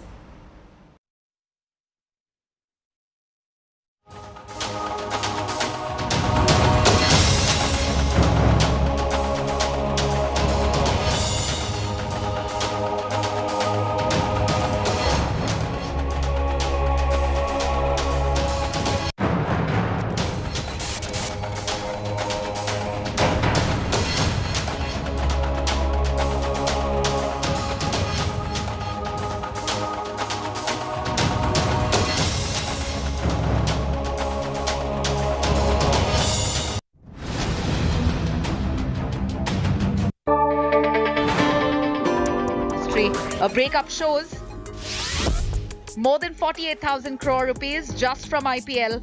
Media rights for ICC tournaments in 2024 to 27 will earn the BCCI a whopping 25,000 crore rupees. The Women's Premier League has been sold for 951 crores, while bilateral tournaments will get more than 8,000 crores for BCCI. 3,000 crore rupees are expected from miscellaneous sources and 15,391 crore rupees from sales of IPL franchises. And of course, it's a win-win proposal for all involved. BCCI gets 50% of the revenues from sales of IPL media rights, with the rest going to teams. Businesses, advertisers, sponsors, and the rest have also found their association with this sport beneficial. As for broadcasters, JioCinema, Viacom 18's OTT platform, disrupted the IPL status quo by streaming the tournament free of cost. There were 17 simultaneous feeds across 12 languages, battling for the 700 million internet users in India. The company, of course, made money from advertising. For instance, in 2017, a 10-second IPL spot went for 6.5 lakh rupees, and now it sells as high as 18 lakh rupees. For advertisers, cricket, so far, is still the show with the highest recall value. Advertisers find the audience highly engaged due to the high-intensity games. Besides, cricket as a sport is immensely advertiser-friendly, with spots after every over, every wicket, and numerous breaks. For the fast-exploding OTT segment, cricket provides the perfect launchpad. Even with $1 billion price tags, Hotstar benefited from its ownership of media rights the past 5 years, and now JioCinema is riding the IPL wave to boost its viewership and subscriptions. With Krishna Gopalan, Bureau Report, Business Today TV. Equity markets today snapped a two-day losing streak, kicking off the week on a good note. Headline indices staying in the green thanks to firm global cues. However, data on consumer inflation and industrial production kept investors guessing. There was also some uncertainty over the outcome of the US Fed meeting later this week. For the day, the Sensex was up 100 points and Nifty also up about 40 points, ending the session just over 18,600. The big gainers today: Bharat Petroleum, HCL Tech, Infosys, NTPC and Adani Enterprises. On the downside, Power Grid, Larsen & Toubro, Cipla, Maruti Suzuki and Titan lagged behind. While small investors keep their focus on blue chips and the movement of the index, veterans say the broader markets are giving better returns. India Today Group's global business editor Udayan Mukherjee spoke with Anand Shah, head of PMS and AIF investments at ICICI Pru, to find out which sectors are clicking and where investors can expect best profits. Hello and welcome to this Markets Today special. I have with me today Anand Shah, who heads PMS and AIF at Prudential ICICI or ICICI Prudential Asset Management Company. Anand, very good to see you today. But let me start by asking a very simple question. How difficult has it been for a fund manager like you to beat the market over the last 1 year? I mean, the benchmarks that you follow or adhere to. It's been a pleasure to be here. Thank you for inviting me. I think last 2 years, 2-3 years have been actually easier than what it was before. Prior to around January 2020, we had a very narrow rally in a very specific end of the market only. And a very broader market was underperforming the index. Having said that, last 2.5-3 years have been actually where the profitability across broader market has been much better than the blue chips. And to that extent, stock picking is actually working wonderfully over last 2.5-3 years. So last 2.5-3 years have been pretty much easier, and also it's actually a stock pickers market. So a lot of alpha also is something we could generate in last 2.5-3 years. So what are the sectors and stocks that have resulted in the alpha that you've been able to generate? I mean, relative to the market, what are the bets which have worked out for you? Yeah, so I think if I go back a little bit into the history, what was happening was you had, as I was saying, a very narrow segments of the market doing well. And partly that was also to do with that if you were a manufacturing something, if you're a manufacturer of something, you had a very stiff competition from China. China was practically the factory for the rest of the world, and they would produce from safety pin to boilers, from tire to tiles. Whatever you need, they would manufacture it for the rest of the world. So globally, ex-China manufacturing was struggling. But in the same time, if you're a consumer of those manufactured goods, would be a typical consumer or a consumer-facing businesses which were doing very well. What has changed in the last few years, and precisely, more, forcefully in the last 3 years, is China, which was an exporter of deflation, has become an exporter of inflation. And to that extent, a lot of manufacturing and manufacturing allied businesses, which includes corporate banks. So even within banks, if you see, a lot of corporate banks which were also at the receiving end of stress in manufacturing, stress in infra, leading to a very large NPAs and so much so provisionings for the same, have also seen reversal of fortunes. So I think our focus on manufacturing allied corporate banks, these are the areas where the earnings growth has been strong, valuations were very reasonable to start with, have helped us generate a lot of alpha. But alpha is also generated by staying away from underperforming sectors. So which are the sectors which you have ducked over the last year or so, which has resulted in you beating the index? Yeah, so through the last 2.5 years, we've been avoiding consumers. Last 1 year, we didn't have any IT in the portfolio. We didn't have any pharma in the portfolio. These were businesses were great, but they were priced for a far more growth than what actually was. So we've sort of avoided businesses where the growth was mispriced. Our reading of the market told us that the growth that market was expecting was not possible. So those are the sectors we avoided, which also helped us generate a lot of alpha. Right. That's No, but this is an interesting conundrum for you, because some of these franchises in consumers and even IT, I would say, though more consumers, they're actually very good companies. The valuations may have been wrong. So at what point do you say there has been enough time and price correction, at least time correction, and one might look to recalibrate the portfolio somewhat? Are we anywhere close to that? Or do you see the underperformance lingering for many years? So I think what we are looking at, today, the good news is that a large part of the economy will do well. This was unlike pre-2020, where a very small segment of the market was doing well. And to that extent, the challenge is now what are the sectors, what are the companies where the growth would be much better than expected, and what are the businesses where growth would be lower than what the market is expecting. In some of these businesses, especially in consumer-facing businesses, what was happening also in last decade or so, you had massive margin expansion on the back of low inflation. So your input cost was not going up. You had enough pricing power on the consumer end. So you actually had between 600 to 1200 basis points of margin expansion. What is going to happen in years to come is China, which was an exporter of deflation, will export inflation. At the same time, your consumer is still stressed. It's not. It's been a K-shaped recovery. We have been talking about it for a while.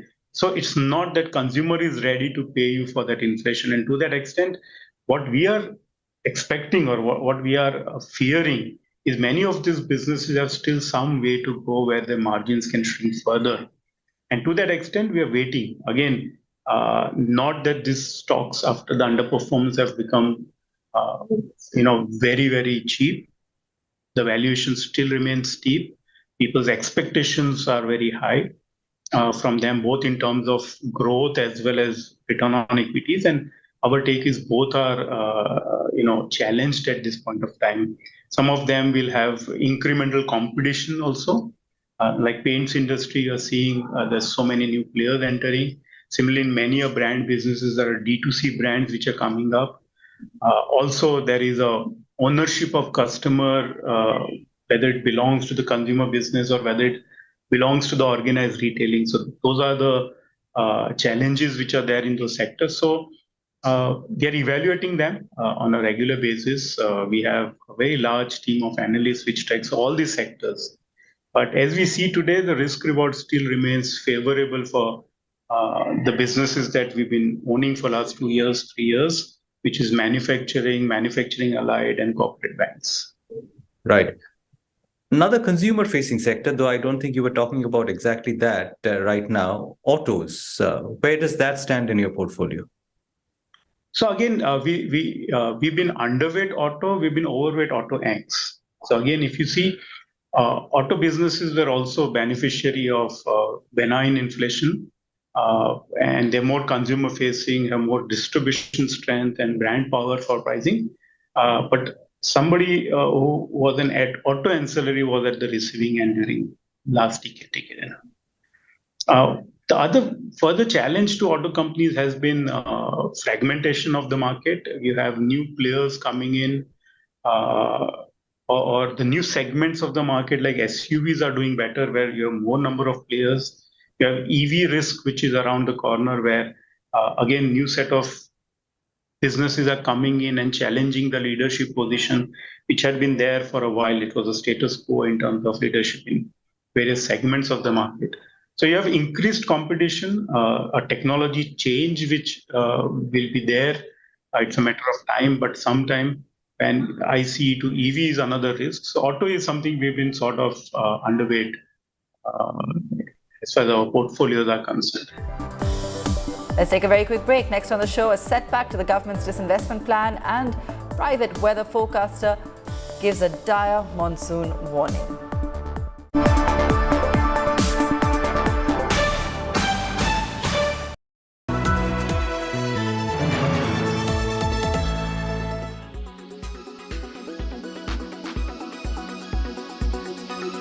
Bangalore-based EV startup Simple Energy has launched its first e-scooter. Simple One joins an increasingly populous market, which includes players like Ola, Ather, Vida, Hero Electric and Bajaj, among others. The company does not currently have any showrooms. The e-scooters have been priced at nearly 1.5 lakh rupees. Strategy was very clear. We wanted to build a scooter which is super, and I think we have built that. It's in true sense of superior super EV, which does range better, performance better, safety parameters better, riding statistics. Everything is mentored and checked upon. So I think our strategy was very clear on building a great product, and the consumers will take care of it. I think we have solved that piece of it. The second piece, I think we are focused on scaling our dealership, our manufacturing capacity, and I think that will resolve most of the issues going forward. I think there are two things about it. One is, of course, reducing subsidies might deter the growth, but that's very short term. I don't think that will impact much further on it. But also it will push the OEMs to become self-sustained and will build products which are more viable.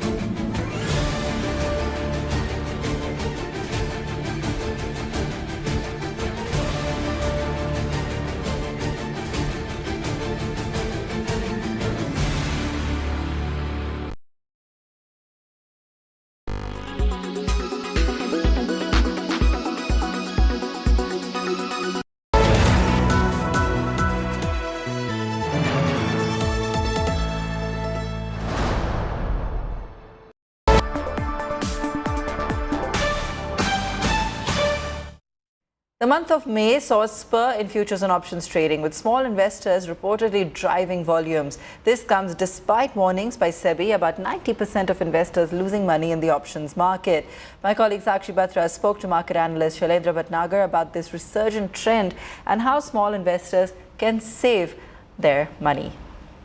The market regulator has been constantly asking brokers to, constantly advise all the inexperienced retail investors on every trade that they incur on the option space as well. If you could list out the broad 3 or 4 key risks that one should be aware of before one gets in here, so that, every viewer who is interested in this space thinks twice. Yeah, so Sakshi, first things first, if you can stay out, you should. If you're new to this market, it's best not to trade options. I say that with grave responsibility on my end, because this is not a market meant for an immature investor.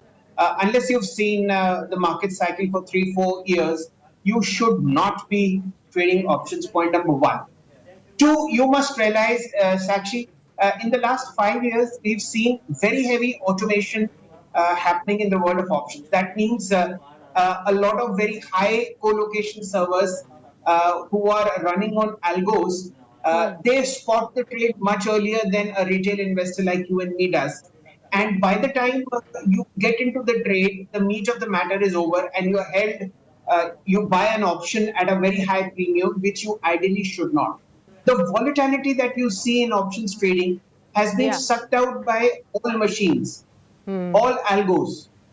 And this comes at a time when retail participation is rising. So the reason for the loss that retail investors are making in options trading is because they are up against machines.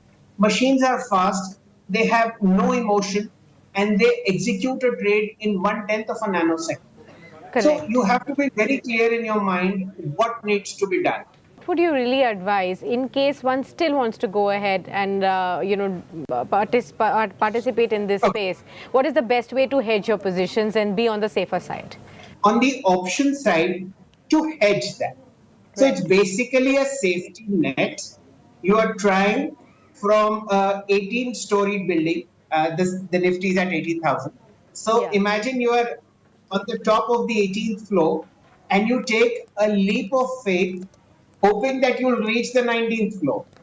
But Newton's gravity pulls you down, and that is where the option hedge is. You buy a put or you sell a call along with the long future. So at that point of time, when you're falling down, the option acts as a hedge, a safety net. It protects you from making more losses. If you lose 200 points on the Nifty, your futures transaction will be 17,800 minus 18,000 into number of lots, right? But the cost of a put at that point of time could be 40 rupees, which may rise to 60 rupees. So you make a lesser loss. Ideally, in the real world, when options were launched, they were a hedge. Sadly, people have now gone into the market of just that hedge and playing that in a very serious manner. And that's a very, very dangerous thing. Private weather forecaster SkyMed has projected a dismal monsoon outlook for the next 4 weeks.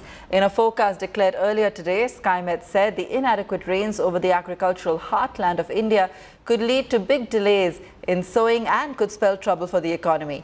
My colleague Sakshi Batra spoke to GP Sharma, President SkyMed, about the impact. Image tells us spatial distribution of rainfall during this period, that is a 4-week period. It's largely month of June and also first week of July till 6th of July. Okay. This is the image between 9th of June to 6th of July. Okay. This is an extended forecast which is worked out based on the numerical models, giving a projection of likely weather conditions and the rainfall amounts quantitatively over different parts of the country. And as we see, it's a little alarming as far as the western, central parts, even northern parts are concerned, extending to even cover some eastern parts also in this. Rainfall are likely to be well below the norm. As it is, we know monsoon made a delayed start. And after the start also, it's a little submissive, okay, very weak, where it matters most. Along the coast, it is progressed, all right. But then that's not all. Monsoon is all about reaching the interiors and giving decent and sufficient showers where they need them most. And that is where it's lagging. Okay. The distribution which we have given for the month, it is a combination of both the monsoon factors also based on the cyclone which we had and also the El Nino projections which were given. Today is 12th. Another 3 days, okay. But the monsoon, the pace at which it is moving a little sluggish, so we don't expect it pick up that also. So it's going to remain a little largely slower than what it should be. So the rains obviously will be lesser than what is expected and what are desired of as well. Okay. So Correct. it's a little Mr. Sharma, does it also indicate that the chances of El Nino, which you have warned us earlier, are they going to get aggravated? And if yes, then how will it affect the monsoon progress going forward? See, El Nino always, it's not very kind, most occasions. Okay, as we have seen in the past, at least in this century, starting with 2002, 4, 9, 14, 15, even 18 also, it didn't spare us even on a single occasion. Okay, and this time is not going to be different. Okay, so we feel that, and it's a strong El Nino. It's building up. There is always a lag between the El Nino pinnacle and its peak impact on the rainfall activity and other things. There is a lag. So you can take that lag almost to about the extent of about 2 to 3 weeks. El Nino is already started, but then its impact, possibly the peak impact we are seeing now also, but I feel it may worsen in the coming days. And then we have anxious moments for various sectors, including the farming, which we are talking about. It's a crucial time, difficult time for the farmer to decide. It is a crucial month of sowing, deciding on the crop cycle also, which one to go for. So it's a very crucial decision which the farmer possibly will have to take. Right. The big ticket disinvestment of Concord, which was expected to yield over 12,000 crore rupees, is off the table for now. The disinvestment of the public sector CCI has been derailed on account of internal differences over the proposed move. According to sources, the Railways Ministry has reservations about bringing on board a strategic investor to the company. The Union Cabinet had given its nod for the disinvestment of a 30.8% government stake in Concord to a strategic buyer way back in November 2019. The government holds a 54.8% stake in the firm. BTTV's Karishma Sudani has more on this setback. Karishma? Absolutely right. We're picking up from our finance ministry sources that disinvestment of Container Corporation, that is Concord, has hit a roadblock. In fact, this was in the offing because the government was expected to launch the expression of interest by January, that is of 2024, but as per finance ministry sources, the government may not be able to go ahead with the process in this fiscal year of 2023-2024 because of certain issues that they are facing from the railway department in terms of bringing a new investor on board. The cabinet had given a nod for 30.8% of government stake to be sold in Concord. Government holds about close to 55% stake, and this definitely puts on a lot of plans of government's disinvestment target, which is close to 51,000 crore for this year, because Concord was contributing about close to 20 to 22% in order to fetch about 12,000 crore with its 30.8% sale. That's where we leave it on the show tonight. Thanks so much for watching.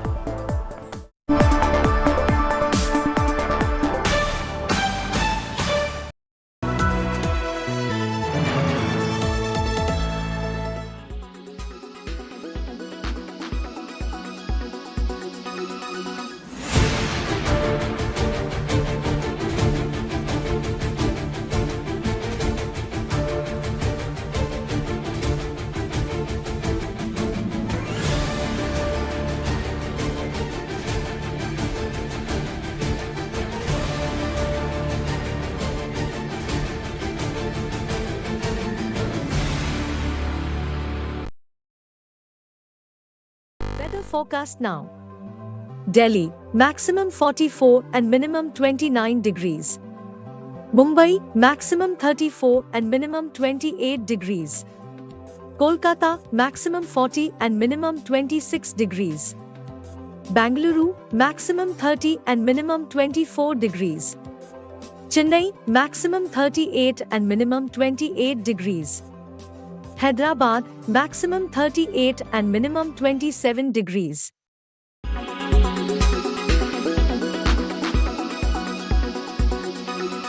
Why does this happen? Let me tell you the science behind it.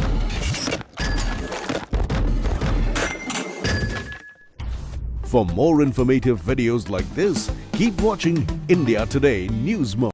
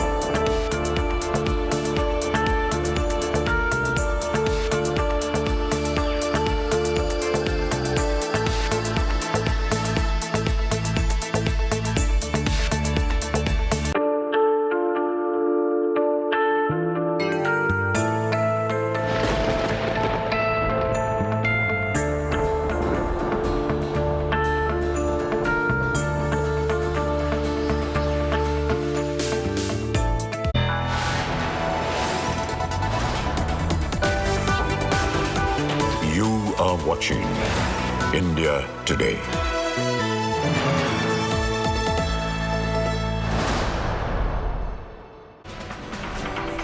Hello, you're watching India Today and I'm Aishwarya Paliwal. Let's start the show with the headlines.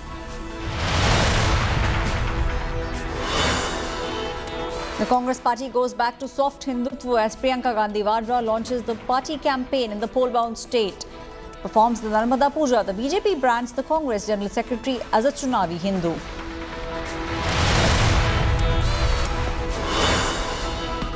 Vaccination data of hundreds of Indians leaked. The government says that there is no COVID data breach and the platform is completely safe. India Today tracks down the Telegram hacker who says that he sourced the data from an associate platform.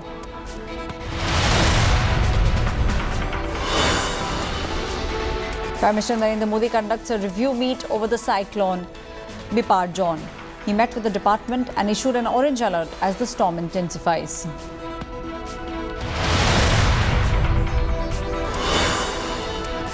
The main accused in the Uttar Pradesh online gaming conversion case has been nabbed from Alibag in the state of Maharashtra. He would brainwash minors and ask them to offer namaz.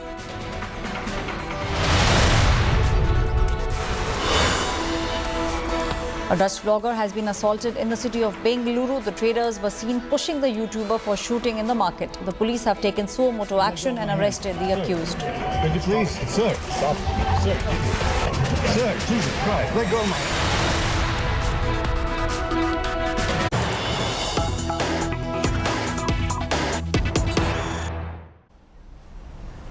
News that's just coming in, there has been a fire that has been reported in the Madhya Pradesh government offices and the fire still rages on. Prime Minister Narendra Modi has dialed the Chief Minister of the state, Shivraj Singh Chauhan. The Home Minister has rushed onto the site where the fire at the moment is raging on. The Congress has alleged that this is a conspiracy.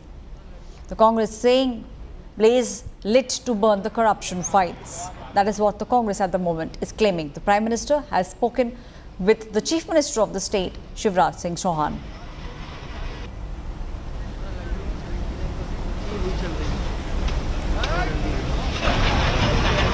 My colleague Ravish Pal is now joining me on the story. Ravish, it seems like this also has become a Congress versus a BJP fight. The Congress at the moment saying that this is a blaze which was lit to burn the corruption files. The BJP on the other side is now saying that they are doing everything to make sure that everything in the state is under control.